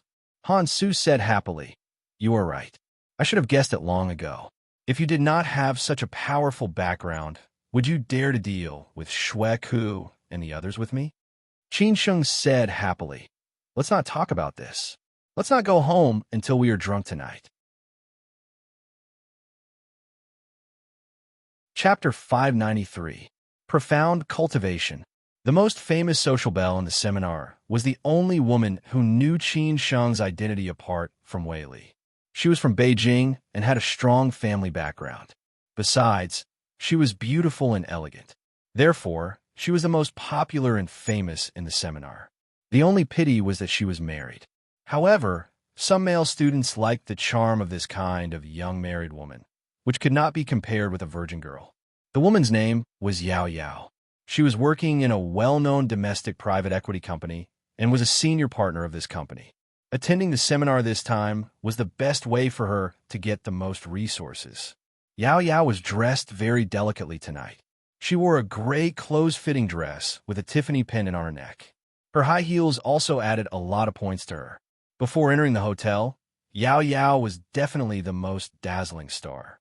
Whether it was men or women, they all surrounded her like stars surrounding the moon. Even though some female students despised this kind of woman in their hearts, they still had to act like they were familiar with her on the surface. Among the male students, Wei Li knew Qin Sheng's identity. Among the female students, Yao Yao knew him. However, they chose different paths. Wei Li chose to take the initiative to make contact with Qin Sheng. He went straight to the topic and went straight to the goal. In this way, he quickly developed a relationship with Qin Sheng, which was much faster than others. Yao Yao chose to keep a respectful distance and take things step by step. Compared with Wei Li, her family was more familiar with the Qin family. Her father and Qin Chang'an were old acquaintances. However, they did not have much contact after that. After all, they belonged to different interest groups. However, if Yao Yao took the initiative to make contact with Qin Sheng, she would have more advantages than anyone else. However, Yao Yao did not do that, because compared to Wei Li, she knew more about Qin Sheng. She knew that Qin Sheng had just returned to the Qin family not long ago. If she was too enthusiastic, it might make Qin Sheng feel conflicted and vigilant. This was not a long-term solution. Moreover, she was the wind vane in the class. Once she took the initiative to contact Qin Sheng, the others would follow up quickly. This was not good for her. Therefore, apart from greeting each other occasionally, Yao Yao and Qin Sheng did not have much interaction. Even though she saw that Wei Li took the initiative to approach Qin Sheng, she still behaved very calmly. The fact proved that her judgment was right. Qin Sheng did not seem to care about Wei Li at all. On the contrary, he was very close to the heartless Han Su. However, after today's graduation ceremony, everything would be different, especially the appearance of Qin Chang'an, who was of great help to her. Therefore, no matter how many people wanted to build a relationship with Qin Sheng, she could get twice the result with half the effort. When Yao Yao walked over, the others were muttering in their hearts. It seemed that even Beauty Yao could not help but take the initiative to build a good relationship with Qin Sheng. Unfortunately, it was too late. Why didn't you pay attention to her when she was keeping a low profile? Seeing Yao Yao walking over, Han Su said in a bad mood, "I'm going to avoid her. I don't like this woman." Han Su, who was a loner, naturally did not like Yao Yao, who was too scheming. Moreover, he had always liked girls who were simple and pure. This was the reason why the beautiful girl in the law school last time gave him a heavy blow. It was because he had misjudged her. Yao Yao had taken the initiative to approach Han Su, but Han Su was not willing to communicate with her at all. Although his family's background was much worse than Yao Yao's, he did not like her. This family background did not matter. Of course, Qin Sheng understood Han Su. He was not surprised that Yao Yao would come to him. After all the classmates had greeted him and exchanged greetings with him tonight. Yao Yao, a social butterfly, did not matter. After Yao Yao walked over with elegant steps, she smiled very charmingly and said, "Qin Sheng, you really gave me a surprise." "What surprise?" Qin Sheng pretended to be confused on purpose. He wanted to know what this woman would do next. As expected, Yao Yao was not an ordinary person. She was not surprised at Qin Sheng's pretense at all. She chuckled and said, "I'm not like others who contact you with a purpose. I just came here to say hello to a childhood friend." Qin Sheng was a little confused. He frowned and asked, "What do you mean?" When Uncle Chin came to attend the graduation ceremony today, I was a little surprised why he would come. It turned out that the son of Uncle Chin, who was rumored to be in the outside world, was actually you, which shocked me very much. However, Uncle Chin was a little busy at that time, and my parents did not attend the graduation ceremony, so I did not go to disturb Uncle Chin. I was afraid that Uncle Chin did not notice me. Yao Yao said half-truthfully. She took the initiative to hide the important information that she knew Qin Sheng's identity. Otherwise, there would be no need to talk to Qin Sheng. Qin Sheng said with interest, "Beauty Yao, do you know my old man?" More than that, both of our families came from the courtyard of the Planning Commission. My father and Uncle Qin used to have a good relationship. However, later they took different paths. In order to avoid suspicion, they did not visit each other so frequently. When we were young, we played together. I often went to your house. Every time Aunt Ju came, she would bring me delicious food. Let's not talk about what happened later. You and I both know what happened. After I grew up, I went to your house several times and asked about Uncle Chin, but there was no news. Later, I did not ask about you until recently. After so many years, I did not take the initiative to look for you, so I was afraid that you would not remember me. However, I did not expect that we would meet here. It is a pity that I did not know your identity at the beginning. Until today, after the graduation ceremony, I wanted to run to you at that time. However, I was afraid that you would think too much, so I've been holding back until now. Yao Yao continued to explain to Qin Sheng.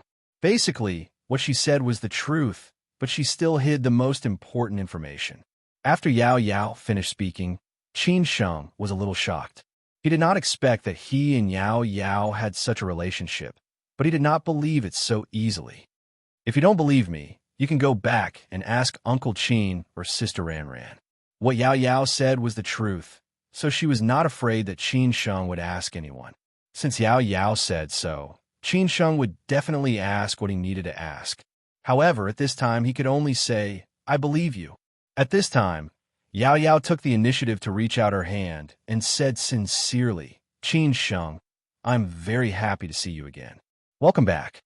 At this moment, when she said these words, Yao Yao was still very sincere.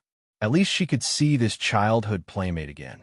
However, this sincerity only lasted for a while, and then it was replaced by her ambition and desire. Qin Sheng also felt a little emotional. He held Yao Yao's hand and said, "Thank you, old friend." The two words, "old friend," made Yao Yao subconsciously take 2 steps forward and take the initiative to hug Qin Sheng. The softness in front of her chest directly touched Qin Sheng's chest at 0 distance. This action instantly caused an uproar in the entire banquet hall. No one expected that Yao Yao and Qin Sheng could make such an ambiguous action, and Qin Sheng actually did not refuse. This was too shocking. Many people directly opened their eyes wide and were dumbfounded. They almost shouted, "Oh my God!" Han Su, who had just picked up the wine glass, was directly stunned. He said, "Oh, what's going on? What the hell?" Wei Li squinted his eyes and stared at Yao Yao. He sighed his heart and said, "Amazing. As expected, she is not an ordinary woman. She really hit it well." He quickly guessed what was going on. That was, the Yao family and the Qin family must have a close relationship. Otherwise, Yao Yao and Qin Sheng would not be so familiar with each other. However, he still thought Yao Yao was simple. Qin Sheng did not expect that Yao Yao would take the initiative. He did not expect this at all. With the soft and fragrant jade in his arms, coupled with the refreshing fragrance of her hair, Qin Sheng did not push Yao Yao away directly after weighing the pros and cons. After all, she was also an old friend. He might really be in love with her. However, he knew that Yao Yao was already married. In order to avoid being speculated by others, he did not want to leave any gossip. After patting Yao Yao's shoulder lightly, he took the initiative to take 2 steps back. Yao Yao also sensibly let go of Qin Sheng. This ripple ended in this way. After Yao Yao let go of Qin Sheng, she deliberately acted very sad and said, "Sorry, I thought of something in the past." Qin Sheng shook his head and said, "It's okay." He did not think much of it. Yao Yao looked around and found that the students around were staring at her and Qin Sheng.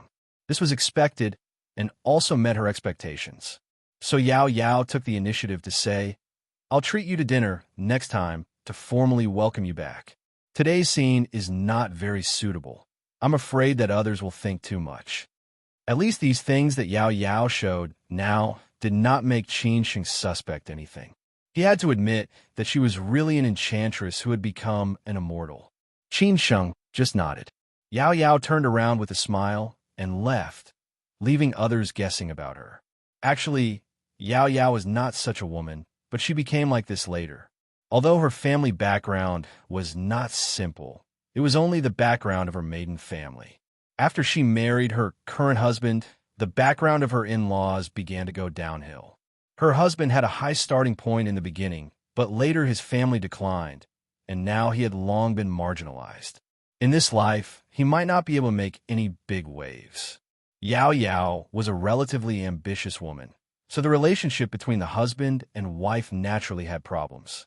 Her husband became more and more low-key, while Yao Yao became more and more active. Using the background of her maiden family, she began to manage her own life. She did not want to be unable to enjoy those things in the past after her father retired completely. After Yao Yao left, Sun Sijia and Zhu Ziyuan came over. In the seminar, they were the closest to each other. Today, after knowing Qin Sheng's background, of course, they were willing to hang out with Qin Sheng. After all, the relationship between their father's generation was good. In the future, they would become friends, which would be mutually beneficial.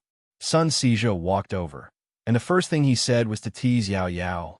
"Qin Sheng, beauty Yao is not simple. Don't be conquered by her acting skills." Qin Sheng said with a smile, "Oh, what's the story?" Chapter 594. Start making moves. There was something wrong with the previous chapter. During their time in the seminar, Sun Sijia and Zhu Ziyuan did not have much contact with each other. They did not know Qin Sheng's background and did not care about these things. It was not until today's graduation ceremony that they began to treat Qin Sheng seriously.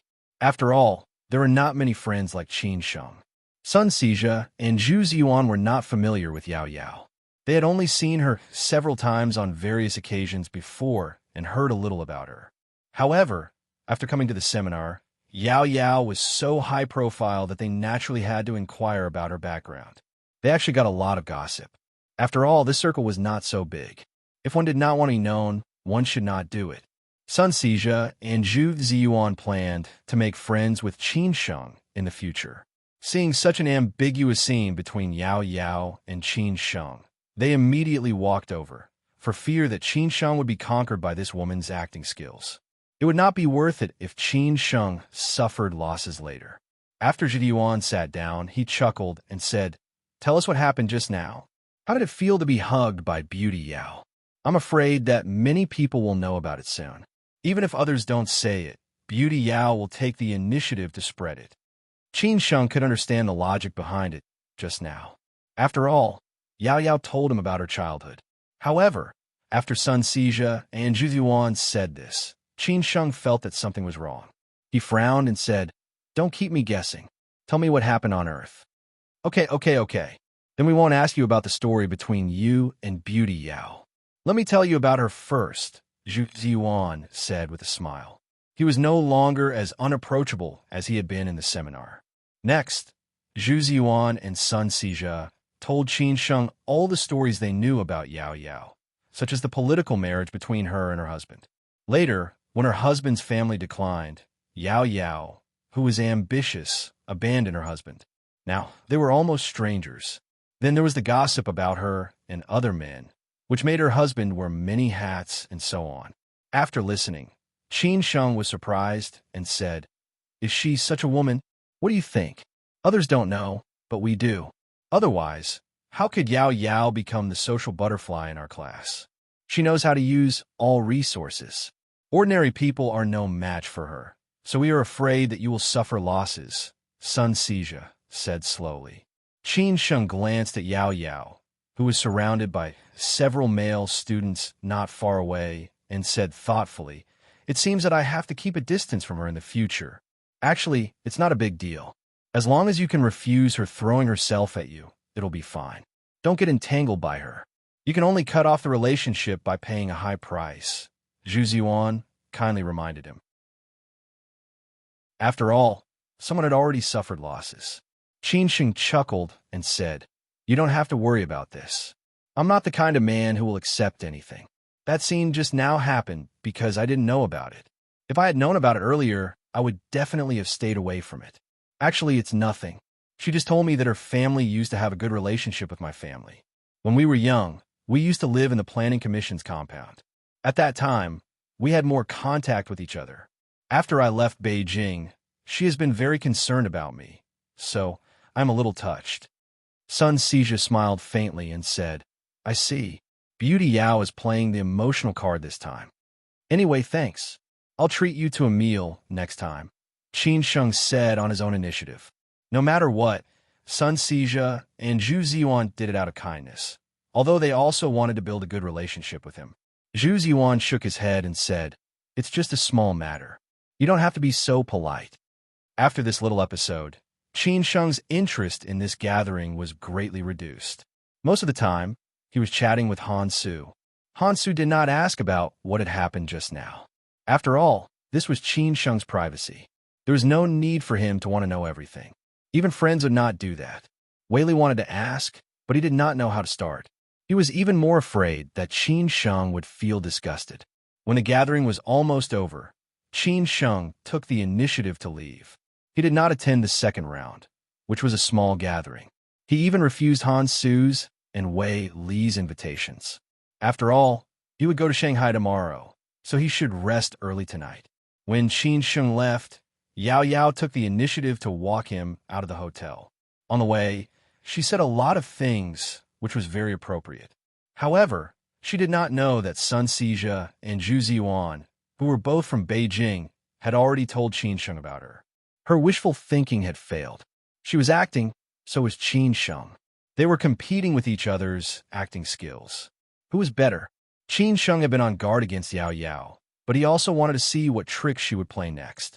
This reminded Qin Sheng of what his sister had said before. After returning to Beijing, because of his identity and background, he had to be careful of anyone who took the initiative to contact him, no matter what kind of relationship they had. This reminded Qin Sheng again.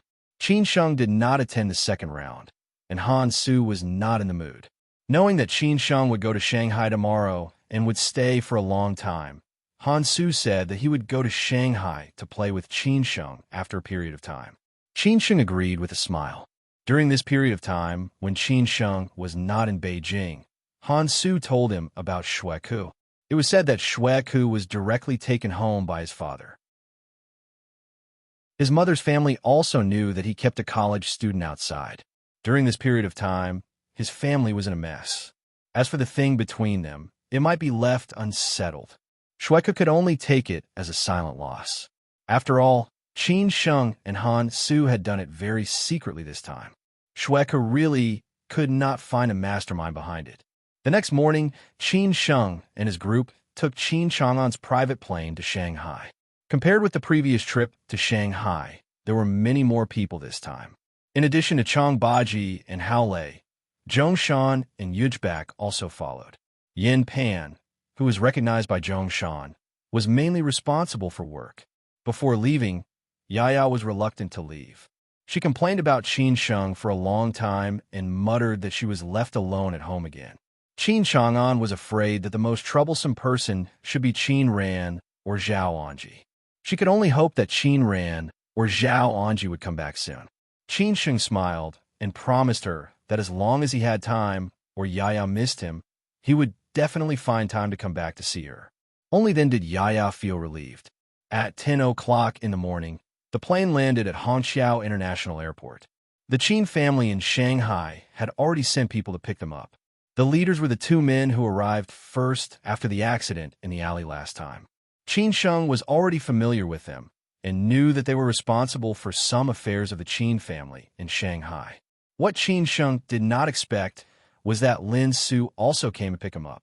Originally, Qin Sheng wanted to give Lin Su a surprise, but he did not expect that Lin Su would give him a surprise. He was afraid that his sister had told Lin Su about it. Summer had already come quietly. Lin Su was wearing a long black dress. Her figure was prominent, and her temperament was outstanding. She also appeared to be relatively cold, which attracted many people's attention. Chang Baji and Hao Lei had already met Lin Su. This was the first time for others to meet her.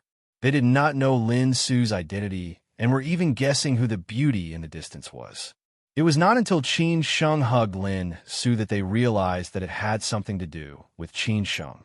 They seemed to understand that it was not surprising that Qin Sheng knew such a beauty. It seemed that such a beauty could only be owned by Qin Sheng. If it was someone else, they would definitely feel that it was a pity that a flower was inserted in cow dung. They had not seen each other for a long time. They even missed each other. Only missing each other was the most torturous thing. Qin Sheng took the initiative to hug Lin Su and said, "Did my sister tell you that I'm going back to Shanghai today?" "Yes, she told me to give you a surprise last night." Lin Su hugged Qin Sheng tightly and asked, feeling the familiarity. After that, she whispered in Qin Sheng's ear. It was a very heartwarming scene. Qin Sheng found it funny and said, "I wanted to give you a surprise. Then I'll pretend that I don't know next time," Lin Su said deliberately, which made Qin Sheng not know whether to laugh or cry. Qin Sheng gently touched Lin Su's bare shoulders and smiled. "I'll be staying in Shanghai for a long time this time. I could spend some time with you." "Yes," Lin Su only murmured, but she was very happy in her heart, as if she had eaten honey. However, what Qin Sheng said next made Lin Su blush instantly. That shy look was enough to make any man obsessed, because Qin Sheng said, "Let's have a child." Only Qin Sheng could act like a hooligan in broad daylight in front of everyone. Who asked this goddess who belonged to him alone? He could do whatever he wanted to her. The people behind him all kept their distance and quietly ate the dog food. Chang Baji and Hao Lei were already used to it. Zhongshan and Brother Wu knew their limits, and Yin Pan did not say anything no matter how curious she was. Only Baklu, who had just joined the Qin family, asked rudely, "Who is this beauty?" Brother Wu glared at Bak. "Don't ask what you shouldn't ask." He almost said, "Curiosity killed the cat." Hao Lei did not think much and explained to the others half-jokingly, "Old Qin's real girlfriend, the future young mistress of the Qin family." No wonder. But to be honest, Qin Sheng has good taste. "This beauty is really beautiful. She's the most beautiful woman I've ever seen," Bak said honestly. He did not think much, and what he said was the truth. Brother Wu kindly reminded him, "Bak, don't say such things in the future. Just keep it in your heart." Bak laughed and did not think much of it. He was such a person, and it was uncomfortable for him to hold it in, so he just ignored it. Besides, he did not say anything. Yin Pan, who was beside Bak, heard how Lei's words and the doubts in her heart were solved. She used to be quite confident in herself and thought that her beauty would add a lot of points to the Crown Prince, but now she was somewhat disappointed. It turned out that the Crown Prince's girlfriend was so much more beautiful than her. They did not stay at the airport for too long and went straight to the villa at Zhongshan Golf. They would not go to the city today. Chapter 595. I'm getting nervous. There was a problem with the updated chapter last night. I rushed home to revise it in the wee hours of the morning. Everyone can read it again. Compared to the past, there were quite a lot of people following Qin Sheng to Shanghai this time. He had to settle these people first before he could start on other things. Therefore, he was not in a hurry to enter the city. Instead, he took a short rest at Zhongshan Golf Course. In the future, he could also come here to relax on the weekends. After all, this house was empty. It would only be popular if there were people living here. In the study, Chang Baji and Hao Lei sat opposite to Qin Sheng.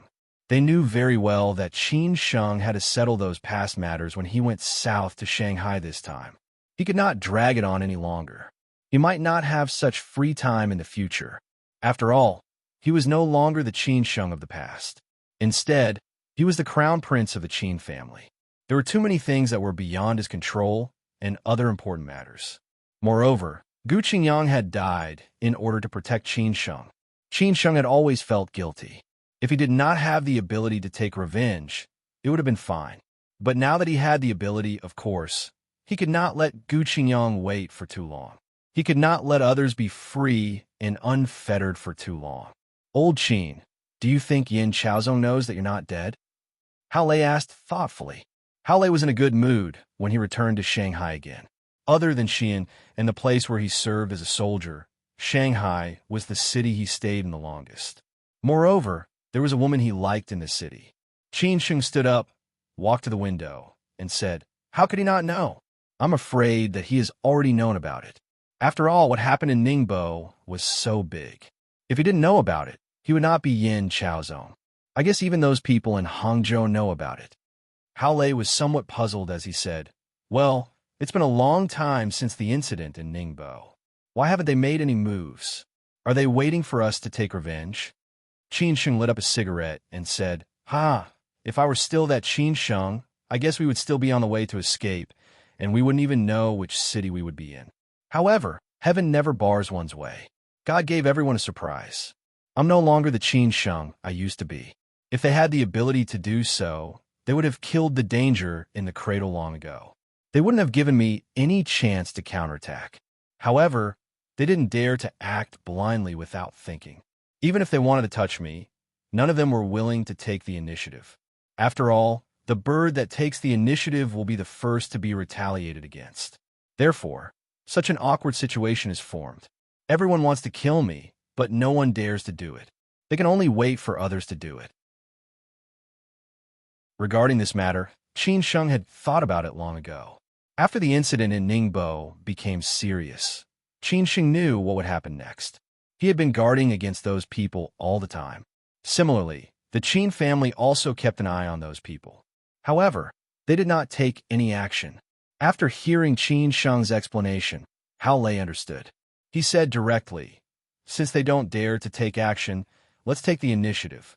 Qin Sheng chuckled and said, "That's why I asked you to investigate the whereabouts of Yin Chaozong and Gu Xiaobo. You go back and discuss the specific plan with Yujbak. The other two men are responsible for the Qin family's affairs in Shanghai. If you need any resources or help, you can contact them directly. I'm just waiting for your result." Hao Lei nodded firmly and said, "Don't worry. I won't keep you waiting for too long." "Has Tang, she recovered from his injury?" Qin Sheng asked casually. He could not forget Gu Qingyang. Of course, he also remembered Tang Shi's kindness. Hao Lei smiled and replied, "I contacted him before I came here. Something happened at home, so he went back to his hometown a few days ago. I think he will arrive in Shanghai tonight." "That's good. Just let him follow you," Qin Sheng ordered casually. When the three of them came out of the study, the others were still chatting in the living room. Lin Su pulled Yin Pan to talk about topics between women. She took the initiative in everything. Yin Pan felt a little inferior in front of Lin Su. She could tell that Lin Su was also a woman from a big family. This kind of temperament was not faked, but had been imperceptibly influenced by many years. On the other hand, Brother Wu was chatting with the two men who were in charge of matters in Shanghai. He had met them before when he came to Shanghai. They had also met up when they went to Beijing. They were not exactly friends, but they were acquaintances. Zhongshan was casually looking at the furnishings in the villa. He had long heard about Zhongshan Golf. Today, he finally had the opportunity to come here. It was said that Zhongshan's feng shui was very good. So many rich people bought mansions here. After Qin Sheng went downstairs, he immediately made arrangements. He and Lin Su would go back to the city in the afternoon. They lived in Shirmao Riviera Garden. Chang Baji and Hao Lei lived in the neighborhood next door. So they had to arrange accommodation for Brother Wu, Bak, Zhongshan, and Yin Pan. So Qin Sheng asked someone to rent 3 more houses in the neighborhood where Chang Baji and Hao Lei lived. Brother Wu and Bak lived together, and Zhongshan and Yin Pan lived alone. In the evening, Qin Sheng and Lin Su went back to the city. The others also went back to the city. Zhongshan, Brother Wu, and the others stayed in the hotel for a few days. His sister had already arranged dinner. There were no outsiders, so Qin Sheng and Lin Su went directly to the restaurant. When they approached the restaurant, they saw his sister sitting on the bed and talking on the phone. Qin Sheng walked over and teased, "Sister, is that my future brother-in-law?" After Qin Ran hung up the phone, she said angrily, "You brat, can't you say something nice? I've only been back for a few days, and you're already in a hurry to drive me out?" Qin Sheng said happily, "How dare I? I'm just concerned about your personal affairs." Qin Ran stared at him and said, "You should worry about your own affairs first." They ordered the dishes and chose the wine. Qin Ran and Qin Sheng had already talked about many things on the phone.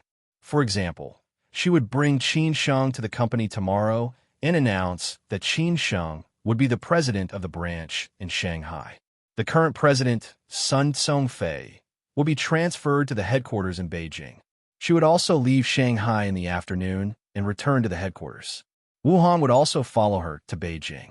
Life in Shanghai would come to an end for the time being. Qin Sheng pretended to make a joke and said, "Sister, it seems that you've been very busy recently.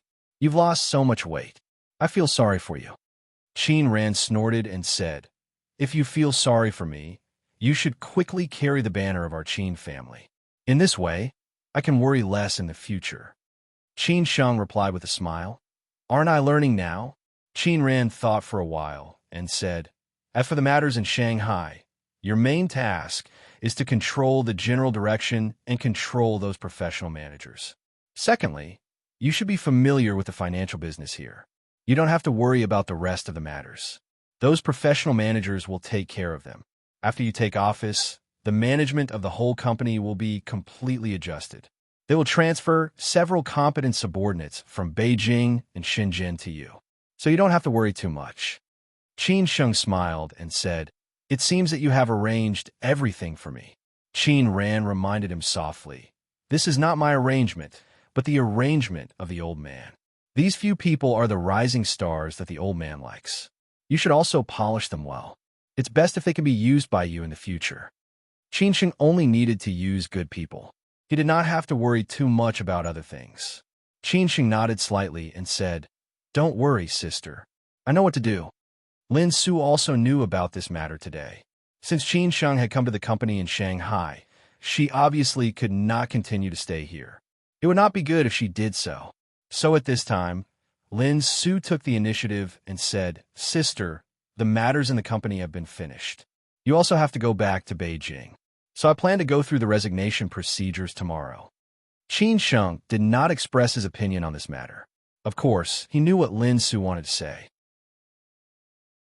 First of all, it was embarrassing for them to get along with each other. Second of all, it was not convenient for them to talk about it. Qin Ran was not that pretentious. She nodded directly and said, "That's fine. After all, I just borrowed your help at that time. So what's your next plan? Have you thought about it?" Lin Su looked at Qin Sheng and said slowly, "I haven't told Qin Sheng about this matter yet. Our family is going to reorganize our assets and then move the company's headquarters to Shanghai. So there are still a lot of things to do in the future." Qin Ran was very surprised and said, "Oh, that's great." She did not doubt Lin Su's ability. During this period, she had helped Lin Su a lot, especially in the field of finance. She had a lot of unique views. So no matter what happened in the future, Lin Su would be Qin Sheng's biggest help. After the headquarters of the Lin family moved to Shanghai, they could take care of each other. This matter was settled. Qin Sheng did not say anything more. Now the Lin family had decided to reorganize the family business with Lin Su as the core. Lin Chongting would completely retire, and Lin Chonghe would assist Lin Su. They would make use of the relationship between Lin Su and the Qin family to restore the glory of the family in the past. However, on the way back to the city today, there was a small episode. That was, Lin Su told Qin Sheng that she planned to move back to the previous house in Century Park.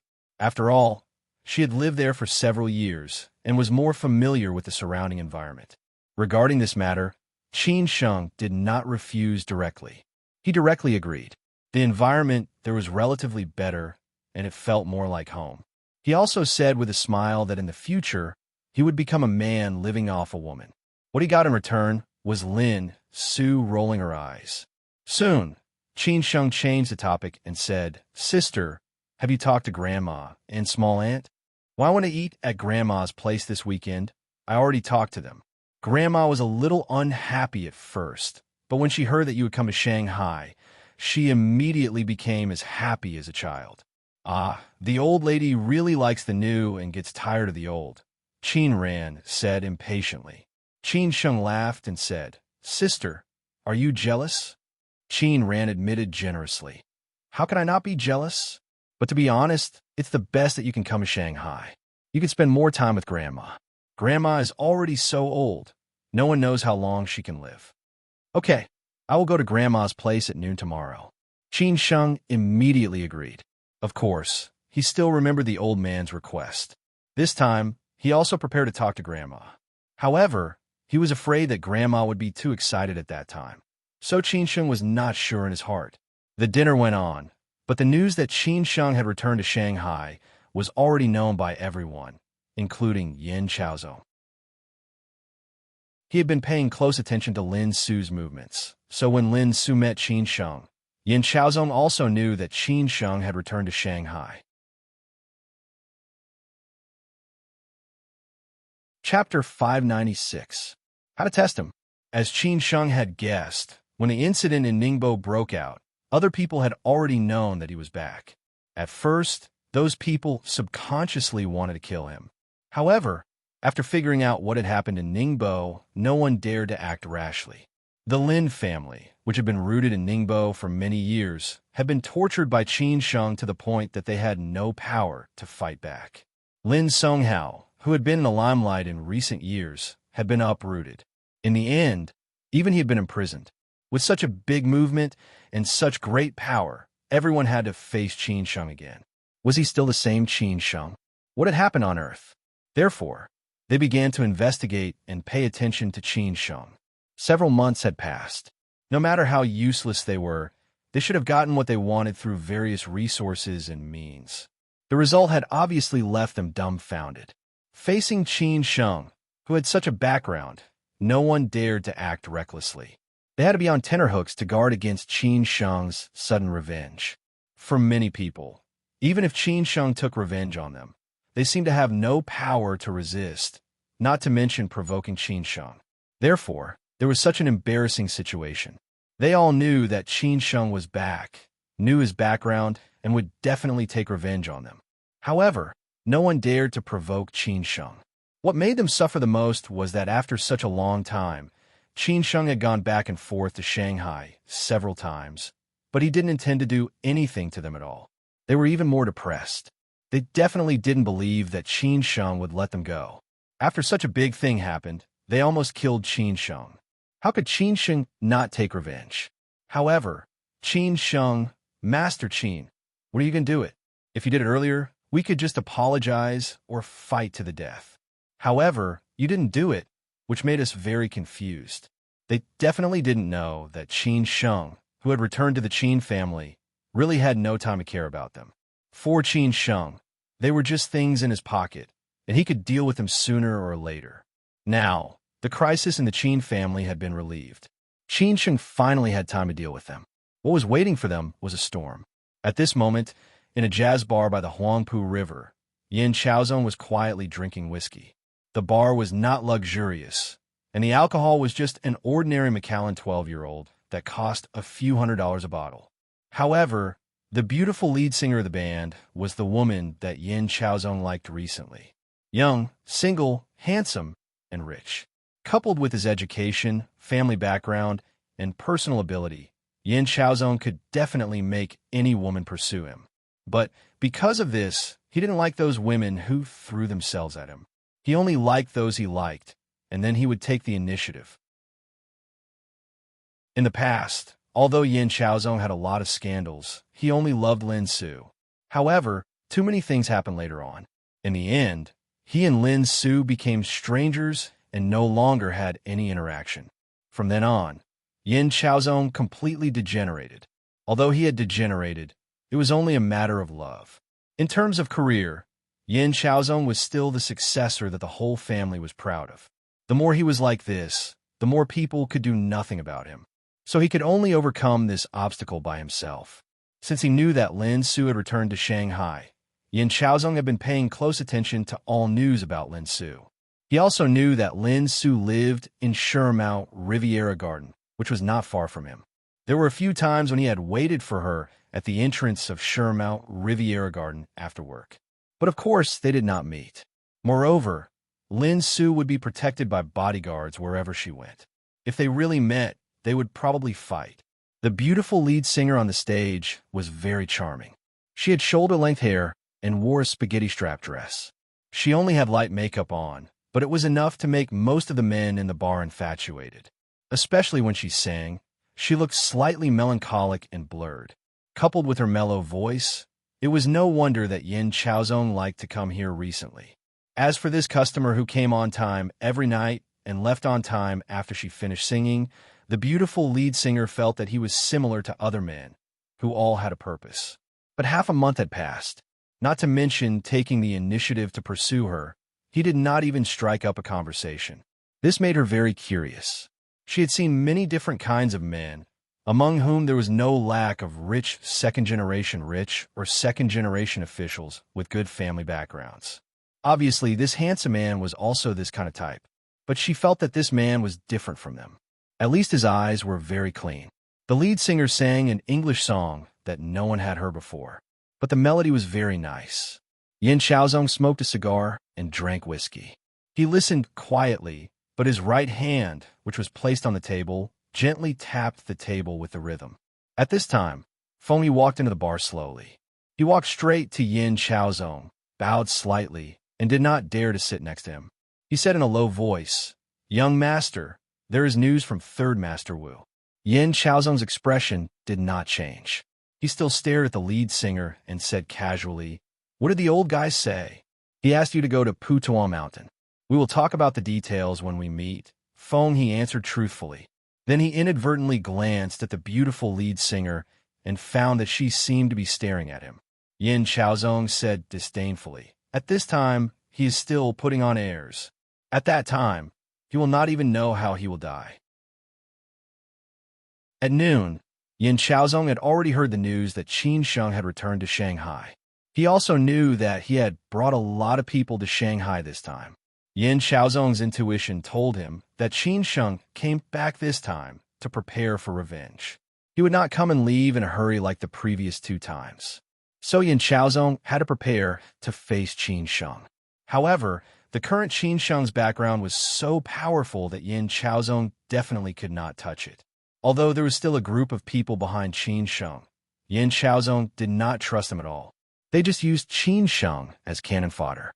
Consequently, the real allies of Qin Sheng could only be Third Master Wu's group.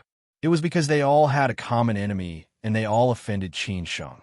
Moreover, Yin Chaozong had contacted Third Master Wu's group before. Those people did not believe what he had said. After they investigated it clearly, they were shocked and at a loss. However, in the following period of time, no matter how the two sides discussed it, no one was willing to take the lead. So it dragged on until today. Therefore, Yin Chaozong did not think highly of those people. Third Master Wu was nothing more than bullying the weak and fearing the strong. Why did he give in now? Hearing Yin Chaozong's words, Fengyi frowned and said, "Young master, do you mean that we should not go? We still have to go, but we have to make them pay more." Yin Chaozong sneered. His smile was full of evil, which made the lead singer on the stage slightly dazed. Fengyi hesitated for a moment and said, "Young master, how about we test him?" "How?" Yin Chaozong asked curiously. He did not know what Fengyi was up to. Fengyi said slowly, "Didn't we raise an idler? After raising him for so long, it is time for him to come out and do something. Anyway, he does not know the current identity and background of Qin Sheng.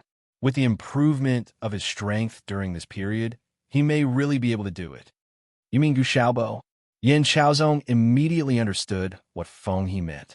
That was to let Gu Xiaobo kill Qin Sheng, because Gu Xiaobo had always been worried that Qin Sheng would take revenge on him. Fengyi nodded and said, "I think he is very suitable to do this."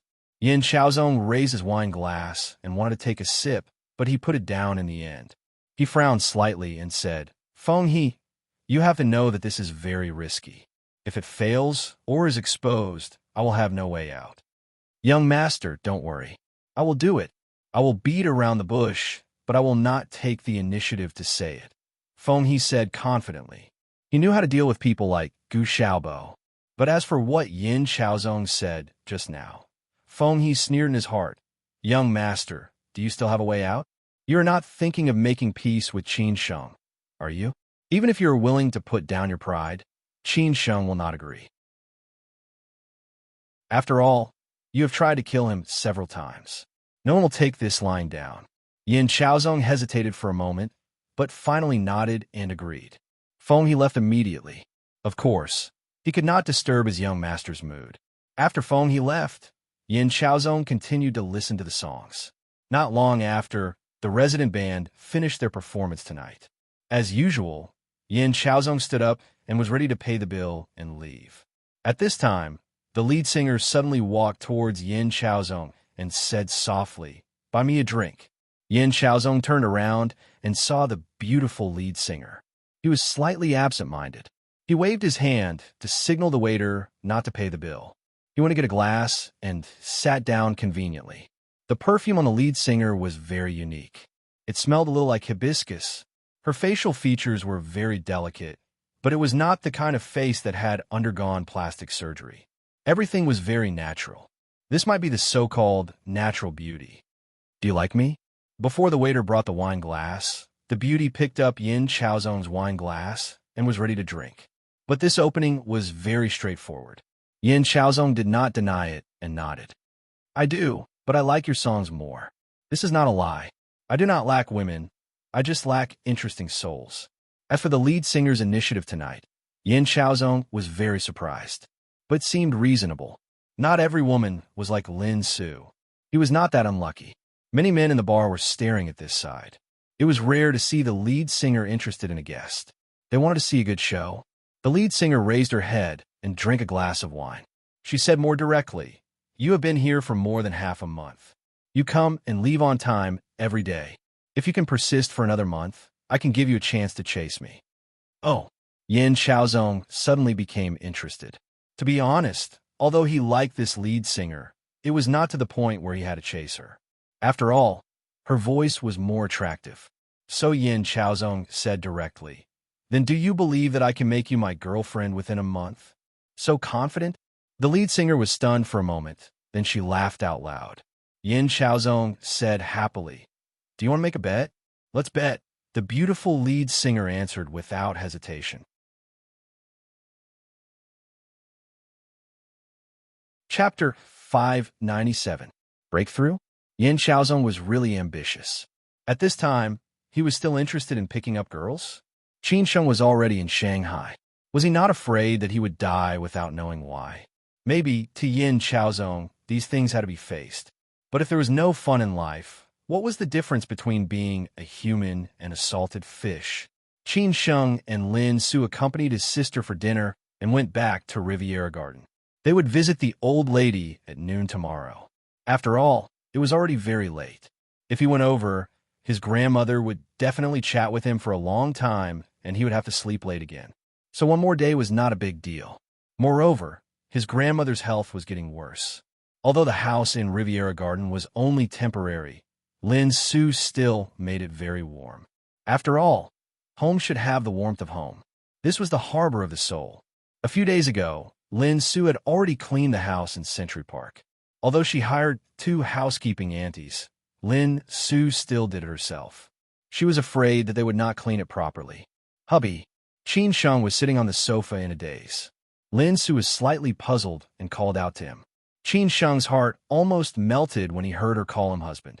For any man, conquering the goddesses he liked and making them his girlfriend or wife was definitely a great achievement in life. This kind of achievement was no less pleasant than the success of his career. After all, this life was not short, but it was not long either. If he could find a woman he loved deeply and be with her until his hair turned white, it was definitely a happy thing. Qin Sheng, who came back to his senses, said softly, "What's wrong?" Lin Su slowly sat next to Qin Sheng and held his hand naturally. "Pack your things later. After I go to the company to complete the resignation procedures tomorrow, I will find someone to move everything to Century Garden. We will live there from tomorrow night onwards. Don't you like to run? In the future, we can do morning exercises or take a walk in Century Garden. Actually, Qin Sheng did not have many things, just some clothes and some things that he had left here before. He hugged Lin Su and said, "Okay, I will listen to you." Qin Sheng did not have any opinions on such small matters. Of course, he would listen to Lin Su's arrangements. Other than some major matters, he could accommodate Lin Su on anything, as long as it could make her happy. Qin Sheng did not have any requirements for a place to stay, be it a village in the city or a big house, as long as there was a bed. Didn't he often stay in tents when he traveled outside? Lin Su felt a little strange. She did not like big houses. Perhaps it had something to do with her childhood habits. The old house of the Lin family was too big. It was so empty that it made people feel insecure. Therefore, after returning to Shanghai, although the Lin family owned a lot of properties in Shanghai and there were quite a number of mansions, Lin Su finally chose the house with 3 bedrooms and 2 living rooms in Lujiazui apartments. There was a master bedroom, a guest bedroom, and a study room. She decorated the place very cozy and tasteful. It was her own little nest. Qin Sheng finally returned to Shanghai again. This time, he would stay for a long time, so Lin Su was in a good mood.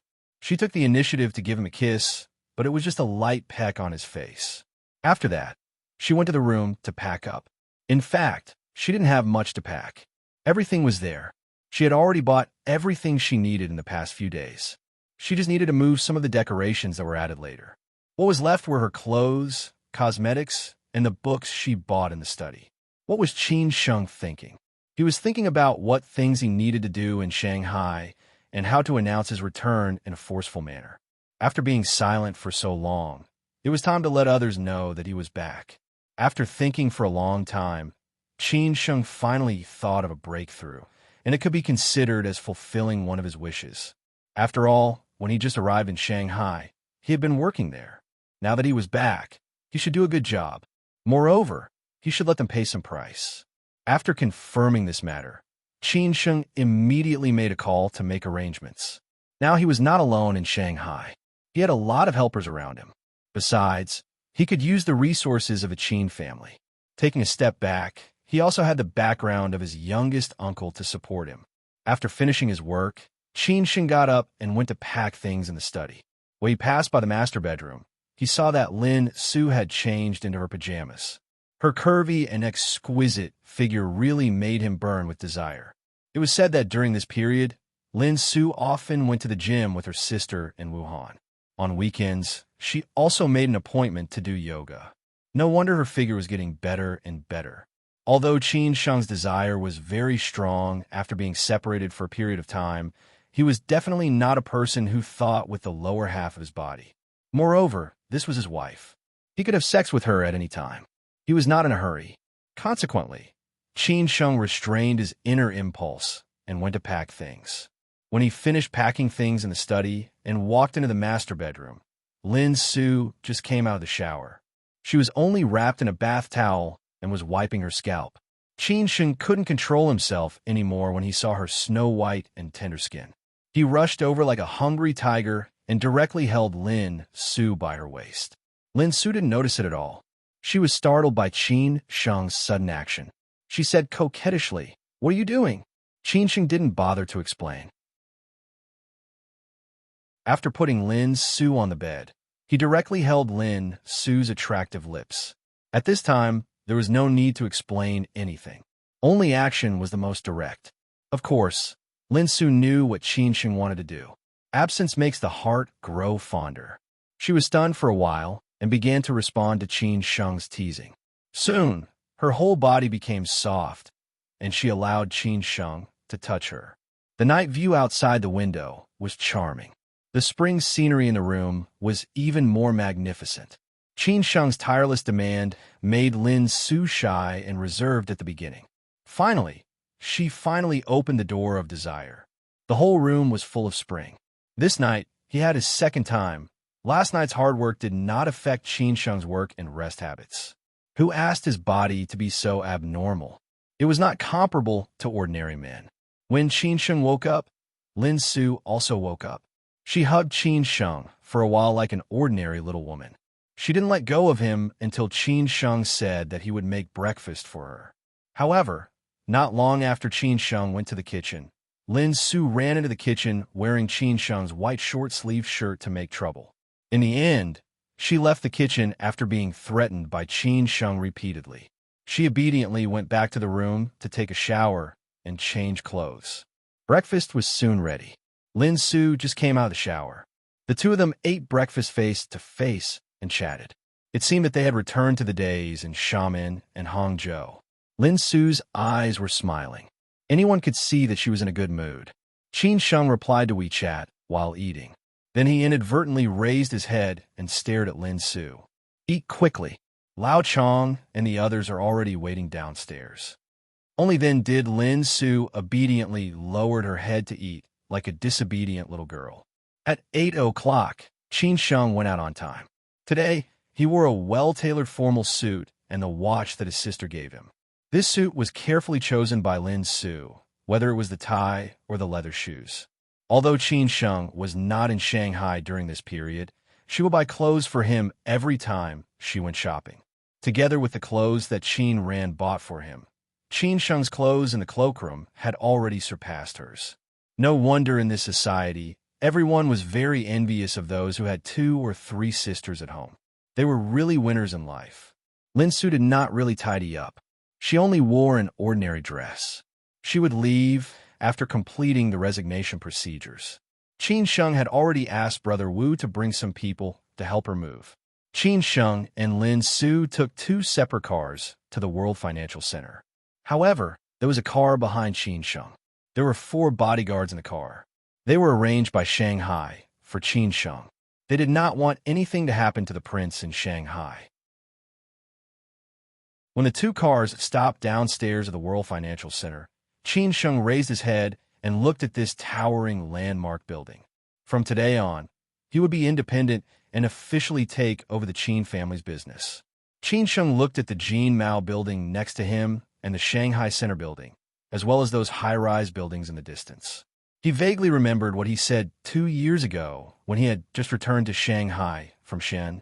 He stood by the Huangpu River and looked at the bright lights of the Pudong New area across from him. He said that one day, this city would remember him for many years. Now it seemed that he was not far from this day. When Qin Sheng and the others took the elevator to the floor where the Shanghai branch was located, Sun Songfei, the person in charge of the branch, had already respectfully waited for him at the door with all the management. For ordinary people, this kind of scene seemed to only be seen on TV and in movies. The once down-and-out young man had now become a domineering CEO.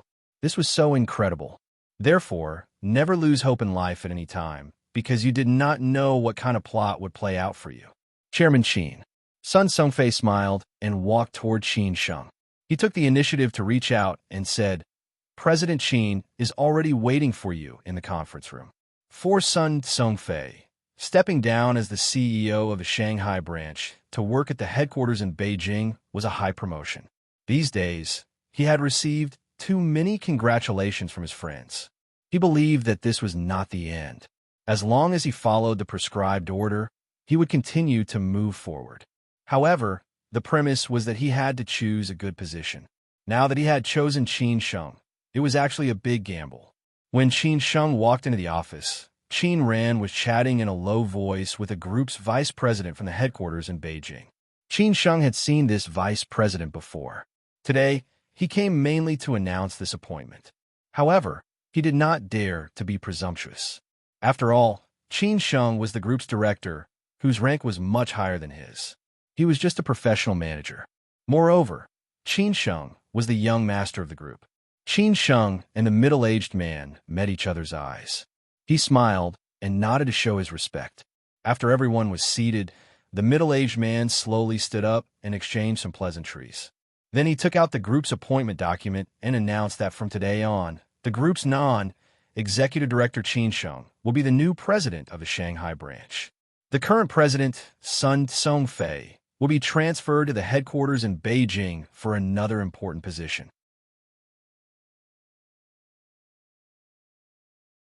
Chapter 598.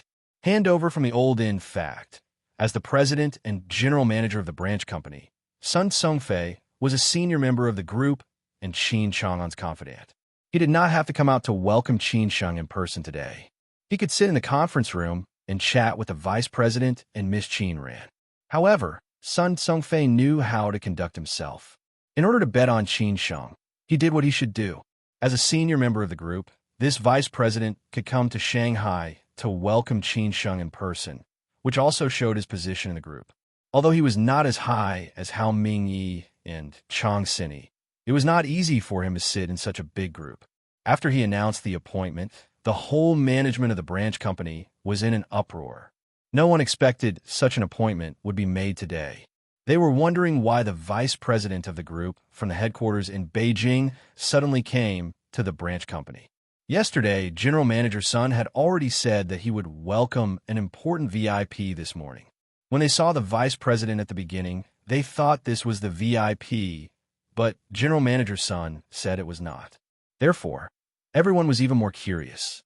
They did not know what was going on until Qin Sheng appeared. Well, compared with this vice president, the future successor of the whole group, the prince of the group, was more important. However, everyone still did not know what was going on. Now, the truth was finally revealed. Of course, the one who was most dumbfounded was the vice president, Zhao Chang'e, who had harassed Lin Su and Wuhan previously. Ever since that incident, Zhao Chang'e had been treading on thin ice, fearing that he would be kicked out of the company by the crown prince one day. After all, if the crown prince wanted to teach him a lesson, he could do it with just one word. Moreover, the misty of the company was now in charge of the company. Regarding that incident, Zhao Chang'e almost regretted it so much. Recently, he dared not to hook up with any beauties randomly, in case there would be any more problems. Fortunately, after such a long time, nothing happened. That prince did not take him seriously at all and did not find trouble with him. Zhao Chang'e thought that this incident was over. However, he did not expect such a scene to happen today. That prince actually became the new president of the Shanghai branch company. What should I do when I live under the same roof with him in the future? Next, the group's vice president first affirmed Sun Songfei's contribution as the branch's president and general manager, and praised him in a procedural way. Then he said that he hoped that under the leadership of the new president, the branch's performance would flourish. But then, the vice president of the group announced another thing. That was, the group would adjust the business of this subsidiary company and integrate the business of several subsidiary companies and subsidiaries of the group in Shanghai to become an independent subsidiary of the group. In the future, the whole business would be packaged and listed. The whole thing would be handled by the group's non-executive director, who was the newly appointed president of the subsidiary company. As soon as the news came out, everyone was in an uproar. They knew very well what it meant. It meant that the company's position in the entire group structure would soar, and they would naturally rise along with it. Whether it was their personal treatment or the group's status, they would have a better future in the future. Secondly, everyone was aware of the crisis, especially the management. They had to integrate so many companies. At present, except for the position of the new president, all the other positions in the company would face the competition of the same level of management of these companies. No one could be sure who would be in the management of the new company in the end. After all, those who could enter the Chang'an department were not easy to deal with. After hearing the news, Zhao Chang'e's heart was as dead ashes. Not to mention his ability, the two things that he had done in the company and offended the crown prince had basically confirmed that he would be eliminated. Therefore, Zhao Chang'e was ready to resign and leave in case he was disgraced when he was eliminated. After the announcement, the main task of the group's vice president in Shanghai was over. Then he took the initiative to applaud and let everyone welcome the new president to give a speech. As for this kind of occasion, Qin Sheng was already familiar with it after such a long time of practice. First, he thanked the group's vice president for coming to Shanghai to announce the appointment in person. Second, he thanked the group for their trust in him. He would never let them down, and so on. Next, he affirmed the former president's son Songfei's contribution to the company and the group again. Finally, he expressed his determination to lead everyone to another glorious future. His speech was impeccable. Finally, Sun Tsongfei, who had already stepped down from the position of president and was going to work in the headquarters in Beijing, gave a speech that was almost the same as Qin Sheng's, conforming to the norms. The one-hour meeting ended very soon.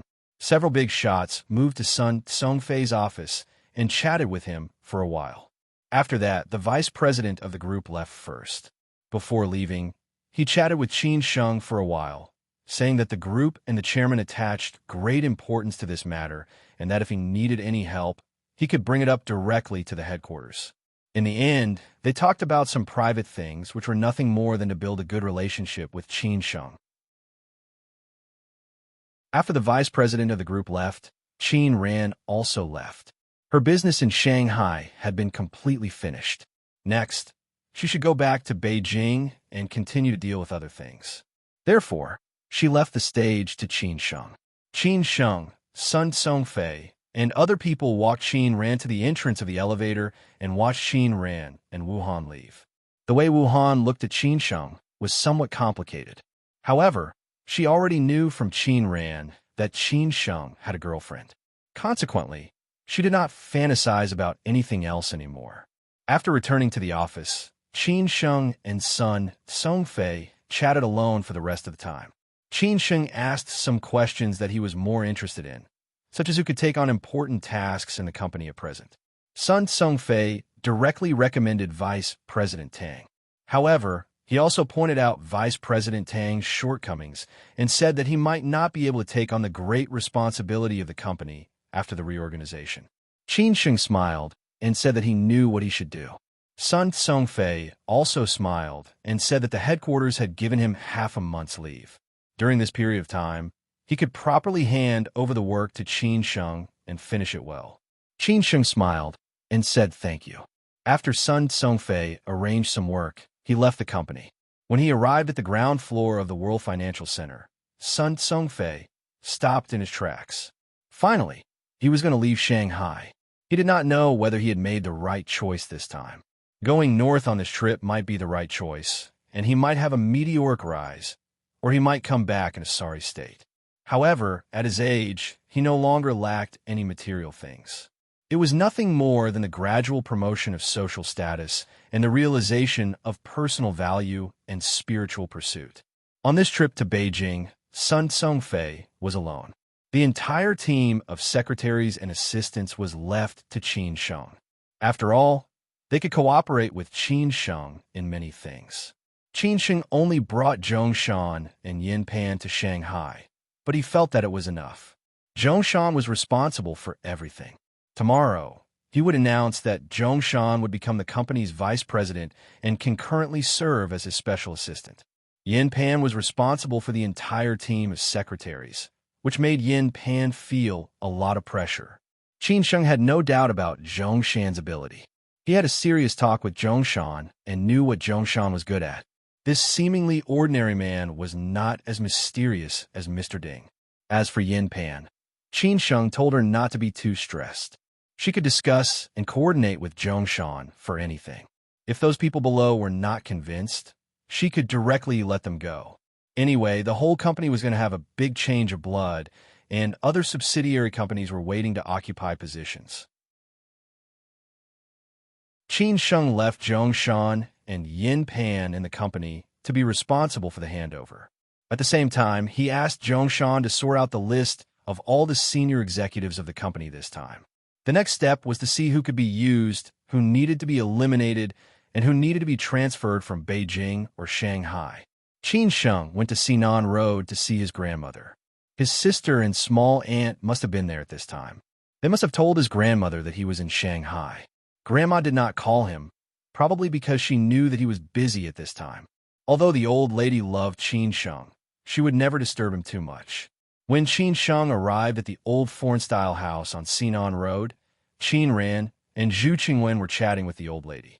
The old lady did not look very good. A few days ago, she went to Ruijin Hospital for another examination. The doctor said that her physical function was a little serious. Fortunately, the winter had passed, and there should be no big problem this summer. As soon as Qin Sheng walked into the living room, the old lady stood up excitedly and said, "Oh, my baby grandson is back." Zhu Qingwen smiled bitterly and said, "Mom, don't be so excited. Qin Sheng will stay for a long time this time. There will be many opportunities to see him." Qin Ran also chimed in and said, "Grandma, I'm jealous. I didn't have this kind of treatment before." The old lady stared at Qin Ran and said, "You girl, you are jealous of your brother. When I loved you, my baby grandson was suffering somewhere. You should be satisfied." Qin Ran smiled apologetically and said, "Yes, yes, yes. Grandma is right." Qin Sheng walked over quickly and supported the old lady. He said, "Grandma, sit down first. I will come to accompany you every day." "Really? Then I will ask them to cook delicious food for you every day." The old lady smiled kindly. Even her eyes were squinted into the smile on her face. The old lady had heard from Zhu Qingwen and Qin Ran that Qin Sheng would come to Shanghai this time. As soon as she sat down, she was very unhappy and said, "Qin Chang'an is so unreasonable. How long has it been since my grandson came back? He has already made him so busy. The Qin family only has a small property. Is he afraid that someone will take it away?" Qin Ran smiled and said nothing. Every time her grandma talked about the old man, she did not dare to speak carelessly. She could not guarantee that she would be scolded. It was her grandma who did not like the old man. Zhu Qingwen did not care about the affairs of the Qin family. She only cared about the situation of Qin Ran and Qin Sheng. This was also the main reason why she went to the Qin family last time. Originally, she wanted to ask Qin Sheng to go to his uncle Zhu Weigua's house on the weekend to talk about some specific things. Especially when Zhao Anji came back, she always felt that something was wrong. "Grandma, I have nothing to do." Qin Sheng held his grandma's hand and said with a smile. Of course, he did not dare to say good things about the old man. The old lady looked at Qin Sheng and said in a soft voice, "Oh, you have nothing to do. Nothing to do. Grandma will find you an easy job. You could be a civil servant or a soldier. Our family is not short of resources in this area." Qin Sheng was speechless. Qin Sheng did not dare to answer. The old lady would definitely do what she said. So he quickly changed the topic and said, "Grandma, let's talk about this later. I'm a little hungry now. I have been busy all morning." The old lady came to her senses and said, "I almost forgot. I was waiting for you to have lunch."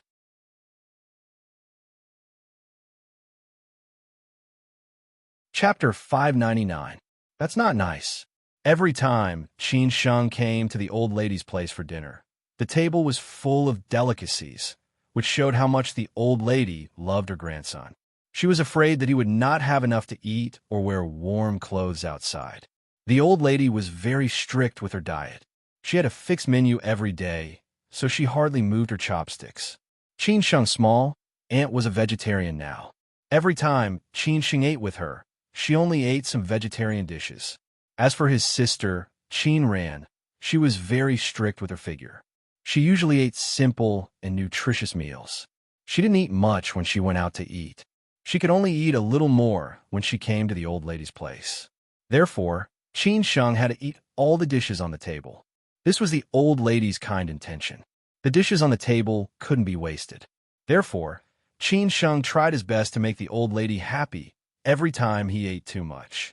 Almost in the end, the women were chatting and watching Qin Sheng gobbling up the food. After dinner, they continued to chat with the old lady in the living room. After a while, the old lady was going to take a nap. The special care doctor was also very strict with her daily routine, so the old lady could only follow the doctor's advice. Otherwise, everyone would be worried if her body was getting worse. Not long after they sat in the living room, the old lady suddenly asked, "Shenger, I heard from your small aunt that your girlfriend is in Shanghai?" Qin Sheng was stunned. He looked at his small aunt and sister and then replied, "Yes, Grandma. She used to live in Shanghai. Later, she followed me to another city. She just came back to Shanghai. I wanted to take her to see you, but I've been in another city, so I haven't told you yet." Qin Ran was also a little surprised. She didn't expect that her small aunt had told Grandma about it. It was a little troublesome. After all, the Qin family wanted to matchmake Qin Sheng and Song Ruyu. If the old lady had a bad impression of Lin Su, it would be a setback in the future. However, Qin Ran didn't want to think about it. After all, it was the old man's idea. She didn't care about Song Ruyu or Lin Su, as long as Qin Sheng liked her. She didn't want to interfere in Qin Sheng's love life, in case the relationship between the sister and the brother would be in trouble. The old lady held Qin Sheng's hand and said with a smile, "I heard that the girl is from Ningbo. I've seen her photo. She's pretty and elegant. When are you going to let me meet her? I've already prepared the gifts, including your mother's." When the old lady talked about her mother's share, Qin Sheng suddenly felt a lump in his throat and his eyes turned red. He was more or less touched. Even Qin Ran was a little moved.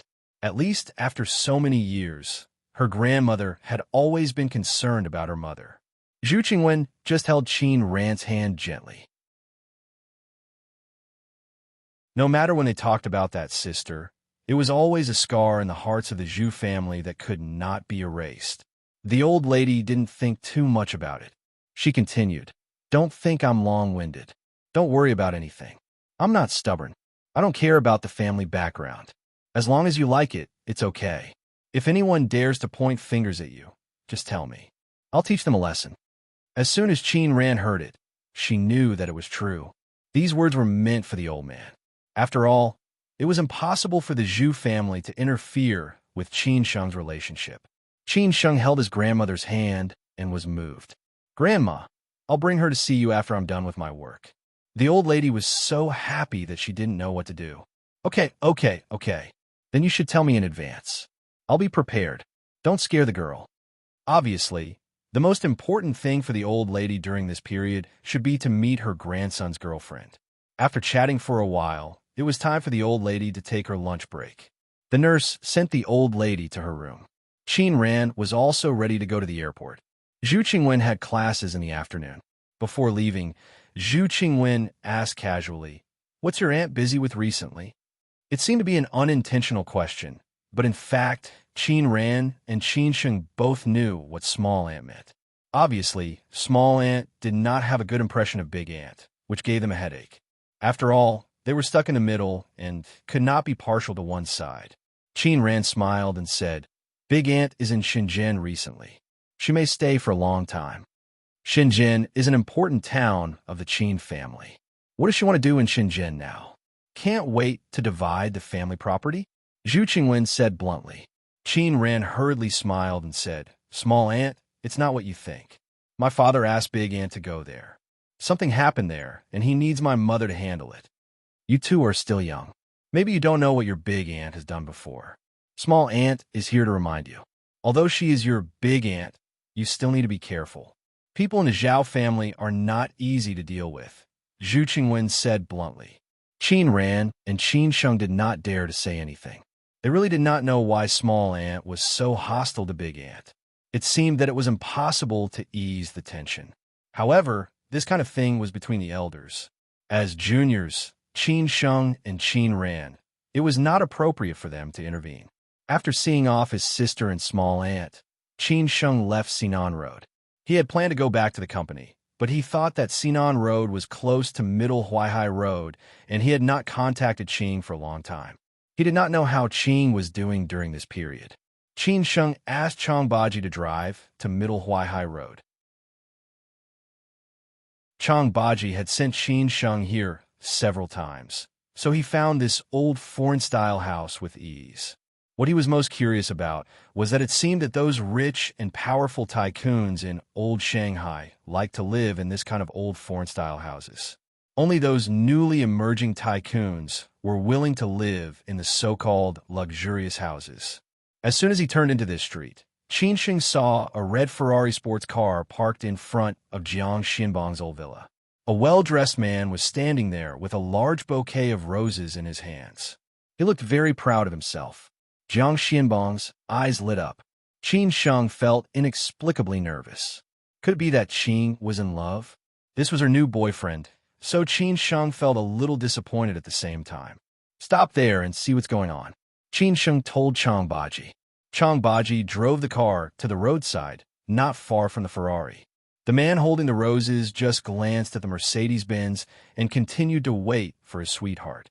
After all, compared with his Ferrari, Mercedes-Benz cars were too common in Shanghai. He had been standing here for half an hour. He had been thinking about this woman day and night this year, but failed to win her heart. Today, he decided to show his cards. As soon as the Mercedes-Benz stopped, the door of the old foreign-style house was opened. Qin Sheng saw the old housekeeper walking out first, and then standing respectfully by the side. However, he was obviously unhappy with the hostile face of this man, because he had been pestering Qing a lot these days. After that, Qing walked out slowly in a plain cheongsam. She casually tied up her hair and wore flat slippers. She looked a little tired and stared at the man in front of her. "Hui Tao, please don't bother me anymore. I've already said that I have a boyfriend," Qing said unhappily. She had already rejected this man time and time again, but he still continued to pester her. The man called Hui Tao was not angry at all. He walked up slowly and handed the roses to Qing. "This is for you. Do you like it?" Qing did not take the roses.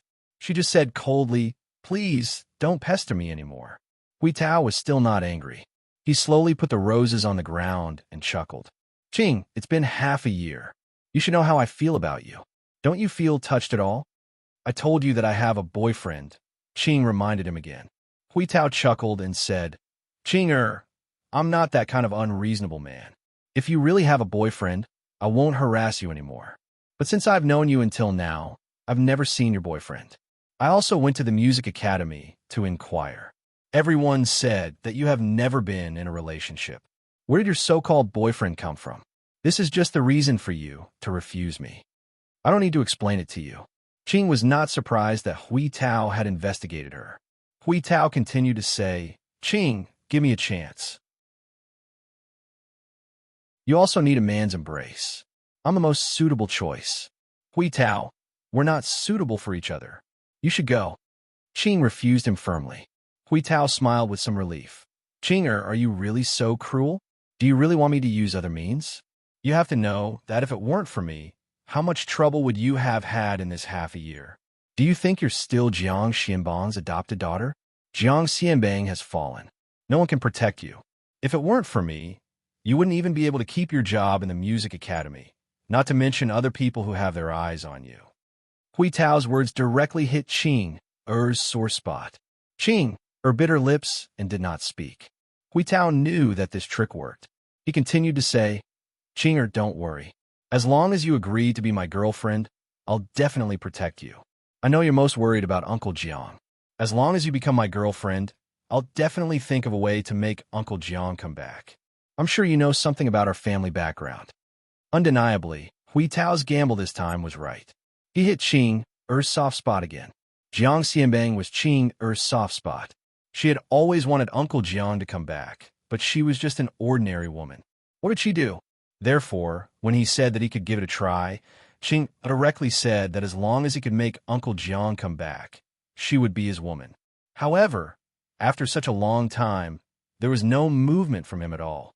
This made Qing very disappointed and sad, especially since he had left for so long. There was not even a call or a message from him, not to mention other things. Therefore, Qing had already given up. Now that Hui Tao suddenly said this, Qing was a little shaken. Could he really make Uncle Jiang come back?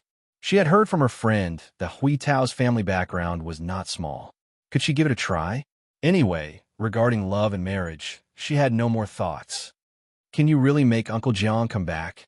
Qing stared at Hui Tao and said weakly. Yes, believe me, Hui Tao said in a low voice. But he was sneering in his heart. He thought that she was really unmoved by force or persuasion. It seemed that she was just so. If I knew this earlier, I would have used this method earlier. It would have saved me half a year.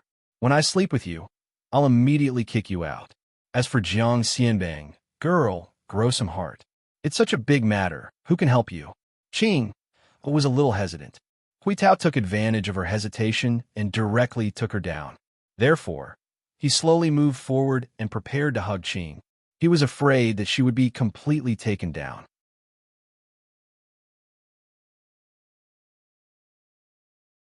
Chapter 600. Settle the score. The plot begins to speed up. quickly solved the remaining problems. In fact, after Qin Sheng got out of the car, the old housekeeper had already noticed him. However, Qin Sheng immediately signaled to the old housekeeper not to make sound. The old housekeeper kept silent, but he was completely relieved, because he trusted this young man very much. His trust came from Jiang Xianbang's trust, because Jiang Xianbang had told him about Qin Sheng. Some time ago, Jiang Xianbang had even told him that if there was anything, he could contact Qin Sheng for help. During this time, the man named Hui Tao had been harassing Qing. The old housekeeper also reminded him to contact Qin Sheng. However, Qing directly refused. She said that she did not want to trouble Qin Sheng. The old housekeeper had no choice. He could not call Jiang Xianbang directly. That would only make him very worried. Now, Qin Sheng finally appeared. The old housekeeper believed that Qin Sheng could handle it well. In the future, this man would definitely not dare to harass Qing again. Hui Tao and Qing did not notice Qin Sheng coming over. After all, Hui Tao's attention was on Qing. Qing was thinking about her uncle until Qin Sheng grabbed Hui Tao's shoulder. Hearing this, Hui Tao turned around subconsciously. He squinted his eyes and laughed. Your girlfriend? Brother, will you die if you don't brag? At this time, Qing had already turned around. When she saw the man standing in front of her, her expression was very complicated. She was a little excited, a little disappointed, and a little guilty. Anyway, this man did not do anything excessive. Qin Sheng could not directly use force. Then he should be reasonable and lay out the facts. So he smiled and said, if you don't believe me, you can ask Qing. After that, Qin Sheng looked at Qing and said, Qing are you my girlfriend? This question directly stunned Qing She did not know how to answer for a moment. Although she had promised Qin Sheng that as long as Qin Sheng could make her uncle come back, she was willing to be Qin Sheng's woman. After all, Qin Sheng had not fulfilled his promise. However, from Qin Sheng's tone, it was obvious that this was not suitable for her to discuss. She had to nod, otherwise, Qin Sheng would be very unhappy. However, Hui Tao said that he could make her uncle come back. Although Qing was skeptical, she also wanted to try. So she hesitated. Qin Sheng was not surprised. He knew that Qing must have been fooled by this man. He said again, Qing, I know you were a little angry. I came back to apologize to you, didn't I? Hui Tao gently slapped his hand away and said, Brother, stop fooling around. I know you're also pursuing Qing. Let's rely on our own abilities. Why are you forcing Qing like this? At this time, Qing, who had weighed the pros and cons for a long time, finally nodded and said, Yes, I am his girlfriend. Hearing this, Qin Sheng smiled contentedly and said, Brother, did you hear that? The look on Hui Tao's face kept changing. This was a slap in the face. He did not ask Qing for an explanation, because he knew what kind of person she was. Hence, he stared at Qing and took a few glances at Hui Tao. Qing, you really didn't let me down. I'll remember it. Are you threatening my girlfriend? Qin Sheng snorted. Hui Tao did not argue with Qin Sheng. He sneered and said, Brother, you are powerful. Let's wait and see. After saying that, Hui Tao was ready to leave. Qin Sheng did not take his harsh words to heart. Naturally, he was not afraid of Hui Tao. After all, he did not care about such an opponent at all. He was just afraid that he would bring some accidents to Qing Hence, Qin Sheng had already made up his mind to ask someone to check Hui Tao's bottom line later. At that time, he would find someone to teach him a lesson, so that he would not seek his own death. Brother, I advise you not to challenge me, or you will bear the consequences, Qin Sheng said in a low voice. This was his advice to Hui Tao. As for whether Hui Tao would listen to it or not, he did not care. After Hui Tao drove his flashy red Ferrari away, Qing turned around and walked back. She did not intend to talk to Qin Sheng at all. Qin Sheng hurriedly followed her. He pulled Qing's arm and said, What's wrong? Are you angry with me again? Qing said very coldly, What are you doing here? Qin Sheng did not know whether to laugh or cry. He did not leave a good impression on Qing at the beginning. Later, their relationship became more and more complicated. He had no choice but to beg for mercy. I just arrived in Shanghai last night. Today, I come to see you. Of course, I miss you. Qing stopped and stared at Qin Sheng. Obviously, she did not expect that Qin Sheng would say such a thing. Then she continued to walk inside. Qin Sheng had no choice but to follow her obediently. The old housekeeper smiled and said nothing. He had been used to the way these two young people got along. After entering the old foreign-style house, the old housekeeper greeted Chang Baji and poured him a cup of tea. He did not pay attention to Qin Sheng and Qing. Qing sat in front of the Chinese zither and played the strings casually. However, no matter how she played, it was still so beautiful. Qin Sheng took the initiative to explain, "Are you blaming me for not contacting you these days? Or are you blaming me for not doing anything about Uncle Zhang's matter?" Qing paused for a moment, but did not answer Qin Sheng. Qin Sheng asked himself and answered, "Maybe both." Qing raised her head and stared at Qin Sheng again. Her attitude was not as cold as it had been when she was outside the door, but there was some hidden bitterness in her eyes.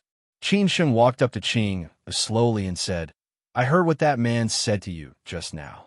He basically said that as long as you become his girlfriend, he would help you solve the problem of Uncle Jiang. I can see that you've already been swayed. Qing, since when did your love become a trading item that you can exchange with others at will?" Qin Sheng was just telling the truth. However, in Qing's ears, it seemed that Qin Sheng was humiliating her. Originally, she felt wronged. Instantly, her eyes turned red. However, she was strong enough not to cry out. Qin Sheng did not comfort Qing. He more or less had tender feelings for the fair sex. He continued to say, "Let's not talk about whether he lied to you or not. Will you say yes to anyone who says this to you? Besides, if he were a top-notch playboy in Suzhou City, I would believe that he has the ability to do so. But he is just a small character living in Shanghai, and he dares to boast shamelessly.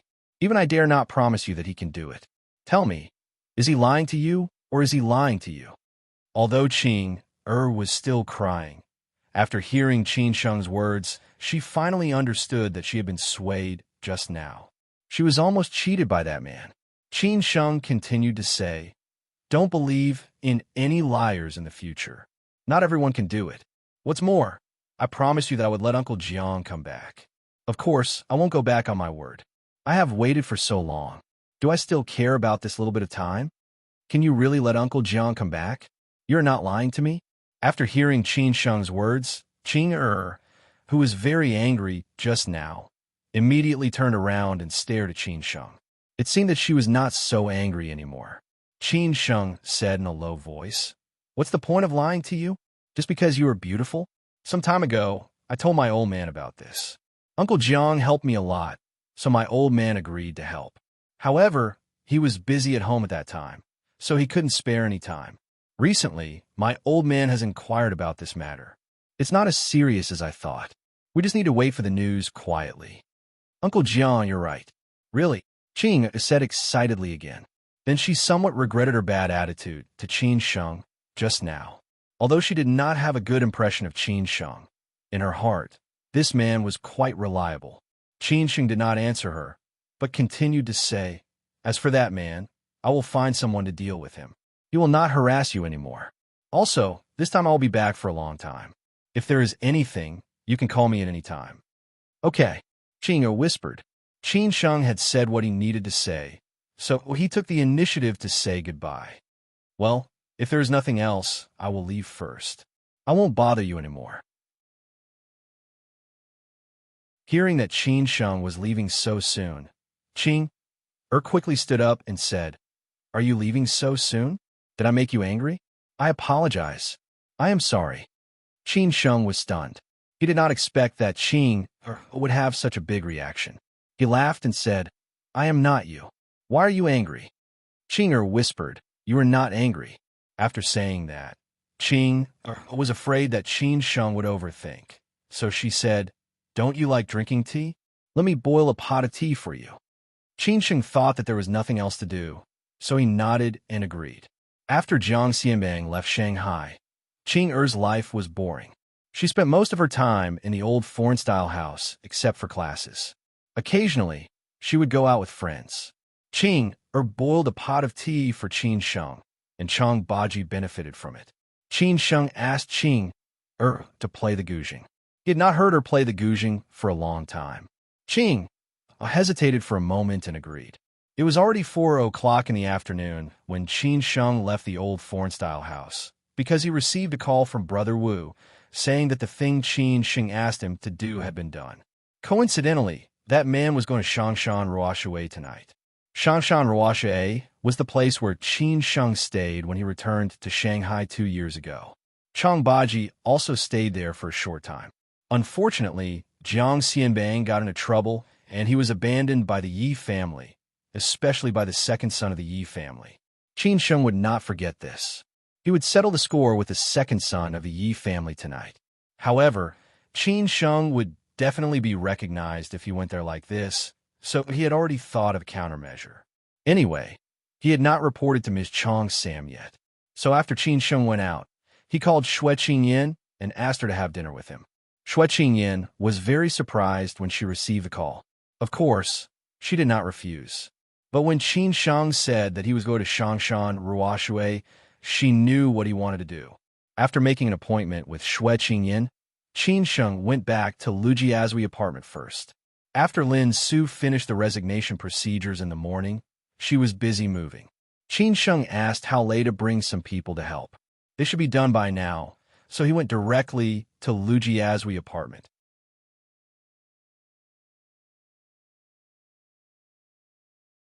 Chapter 601. The first thing now that they were back in Shanghai, Brother Wu took Bach with him, and Hao Lei led his men to do things alone.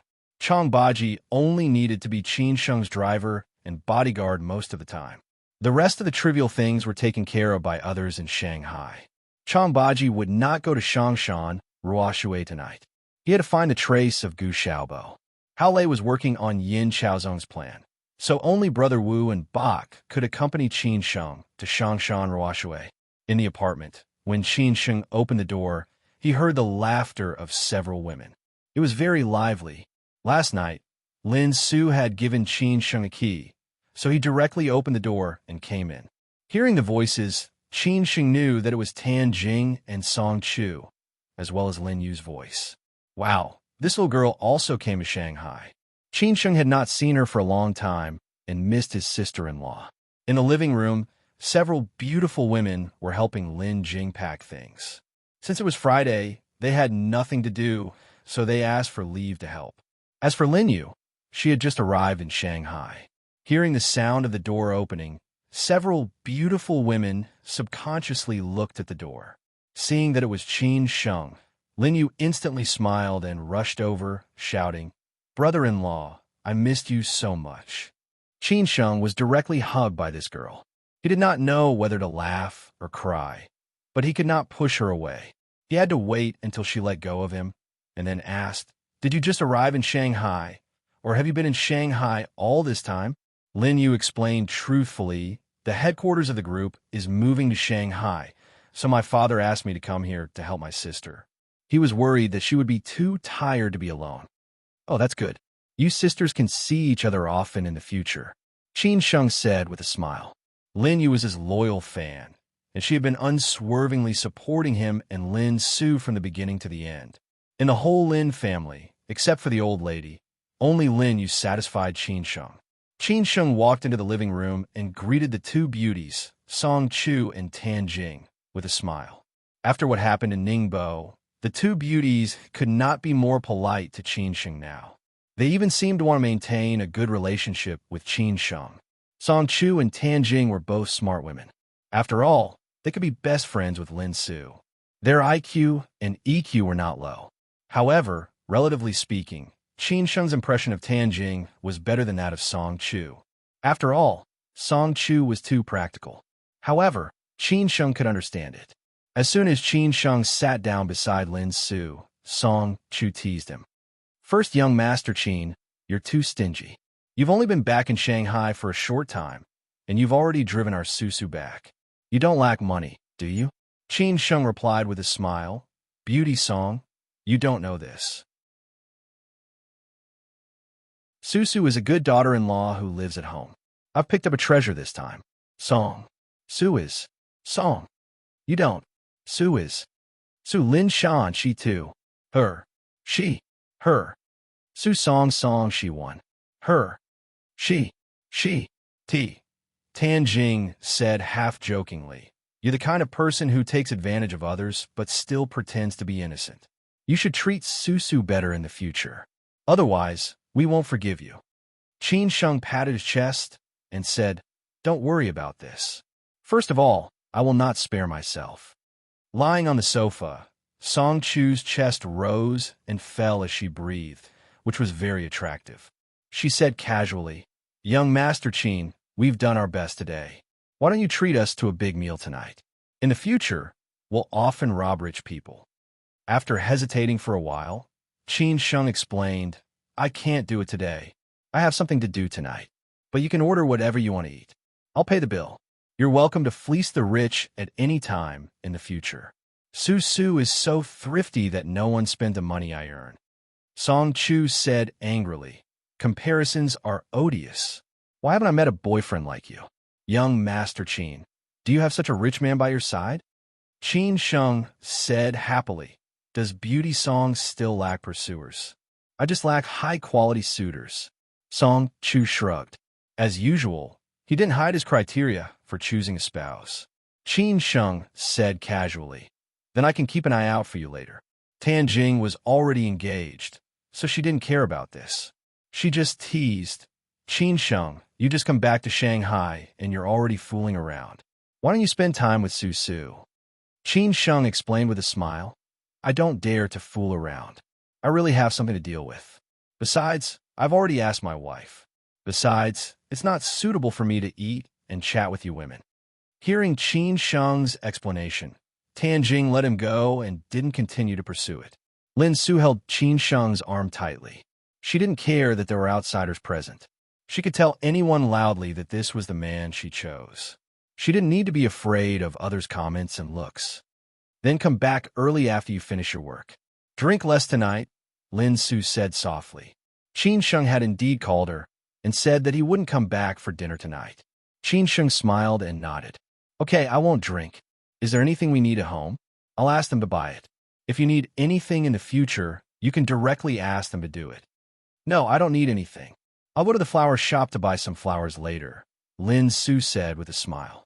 Seeing this golden couple showing off their love, Lin Yu couldn't help saying, Brother-in-law, sister, you're too showing off.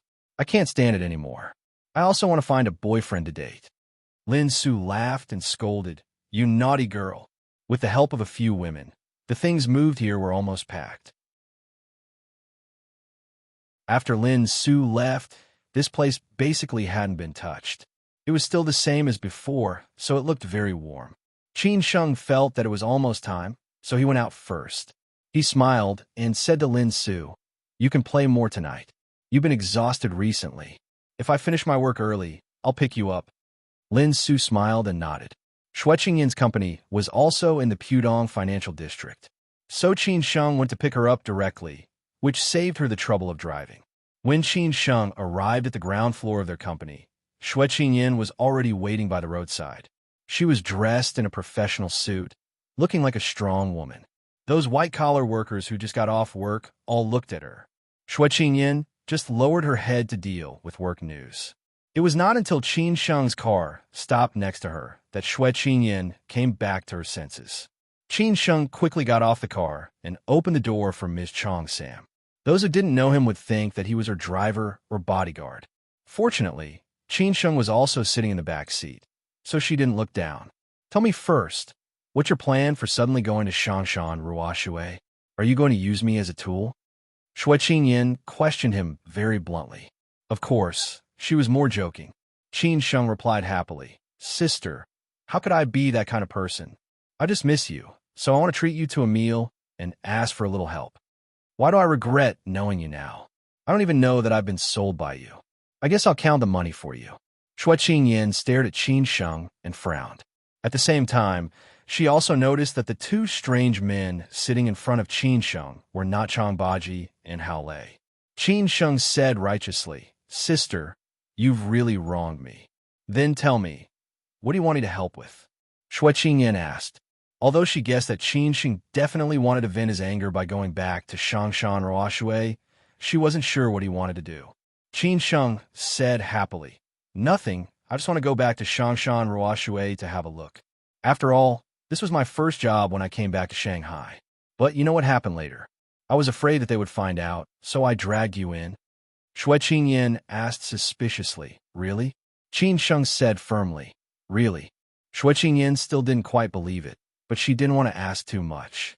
She believed that Qin Sheng had a sense of propriety and would definitely not do anything reckless. Moreover, she also had the mentality of watching a show. On the way, Shui Qingyan talked with Qin Sheng about some trivial things. She also knew that Qin Sheng would stay in Shanghai for a long time this time and would be responsible for the integration of several companies of Chong and Group in Shanghai. This was also Qin Chang'an's idea, which meant that Qin Sheng began to take over the business of the Qin family. Later on, Qin Sheng asked about Shui Hao. Shui Qingyan said that his parents were keeping a tight leash on him and she did not see him often. However, she often asked about Qin Sheng. Qin Sheng said that if he had the time one day, he would like to meet Shui Hao. He even missed him. Not long after, they arrived at the gate of Shangshan Ruoshui. Shui Qingyan had already made an appointment. Although she later withdrew her shares in Shangshan Ruoshui and didn't want to have too much contact with the Yi family, she was still the top VIP here. The Mercedes-Benz directly drove into the yard and stopped at the gate. Shui Qingyan was about to get off, but she didn't expect that Qin Sheng suddenly took out a set of equipment, including a hat, sunglasses, and a mask. Shui Qingyan was stunned and said, "What are you doing?" "Sister, I'm afraid of being recognized," Qin Sheng replied with a smile. After all, he had stayed here for a long time. Many artists and young masters knew Qin Sheng, especially those in charge. They were very familiar with Qin Sheng. If they were not prepared, they would be recognized the moment they got off the car. Shui Qingyan was speechless for a while and didn't bother to pay attention to Qin Sheng. When Shui Qingyan just got off the car, a middle-aged man came out from inside. The middle-aged man was wearing a close-fitting suit and looked very formal.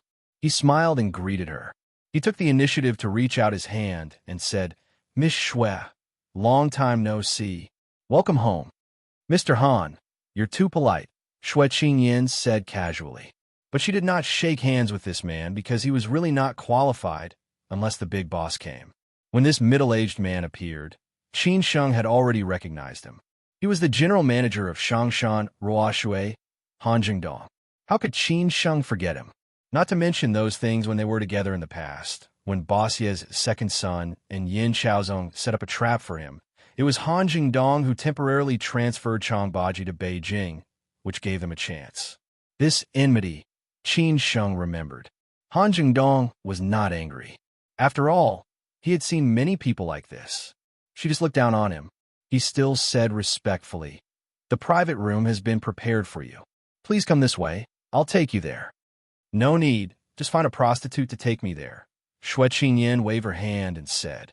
Han Jingdong saw that Shui Qingyan did not like him, so he did not join in the fun. He immediately arranged for a good-looking prostitute to lead the way. Qin Sheng just glanced at Han Jingdong and followed in with his head down. Han Jingdong saw Qin Sheng's dressing and was somewhat surprised. What kind of big boss was this? He was also wrapped up so tightly, as if he was afraid of being recognized. Could it be that he was Shui Qingyan's lover? It seemed that this Shui Qingyan had never been married. Maybe it was really possible. But why did it have a familiar feeling? Just when Han Jingdong was puzzled, Qin Sheng and the others had already followed Shui Qingyan upstairs. When going upstairs, Qin Sheng casually asked Brother Wu who was beside him, "Is he here?" Brother Wu replied in a low voice, "He's already inside." You're tuning in to the Warrior Lore YouTube channel. Don't forget to subscribe and join us on this journey to catch the most captivating stories.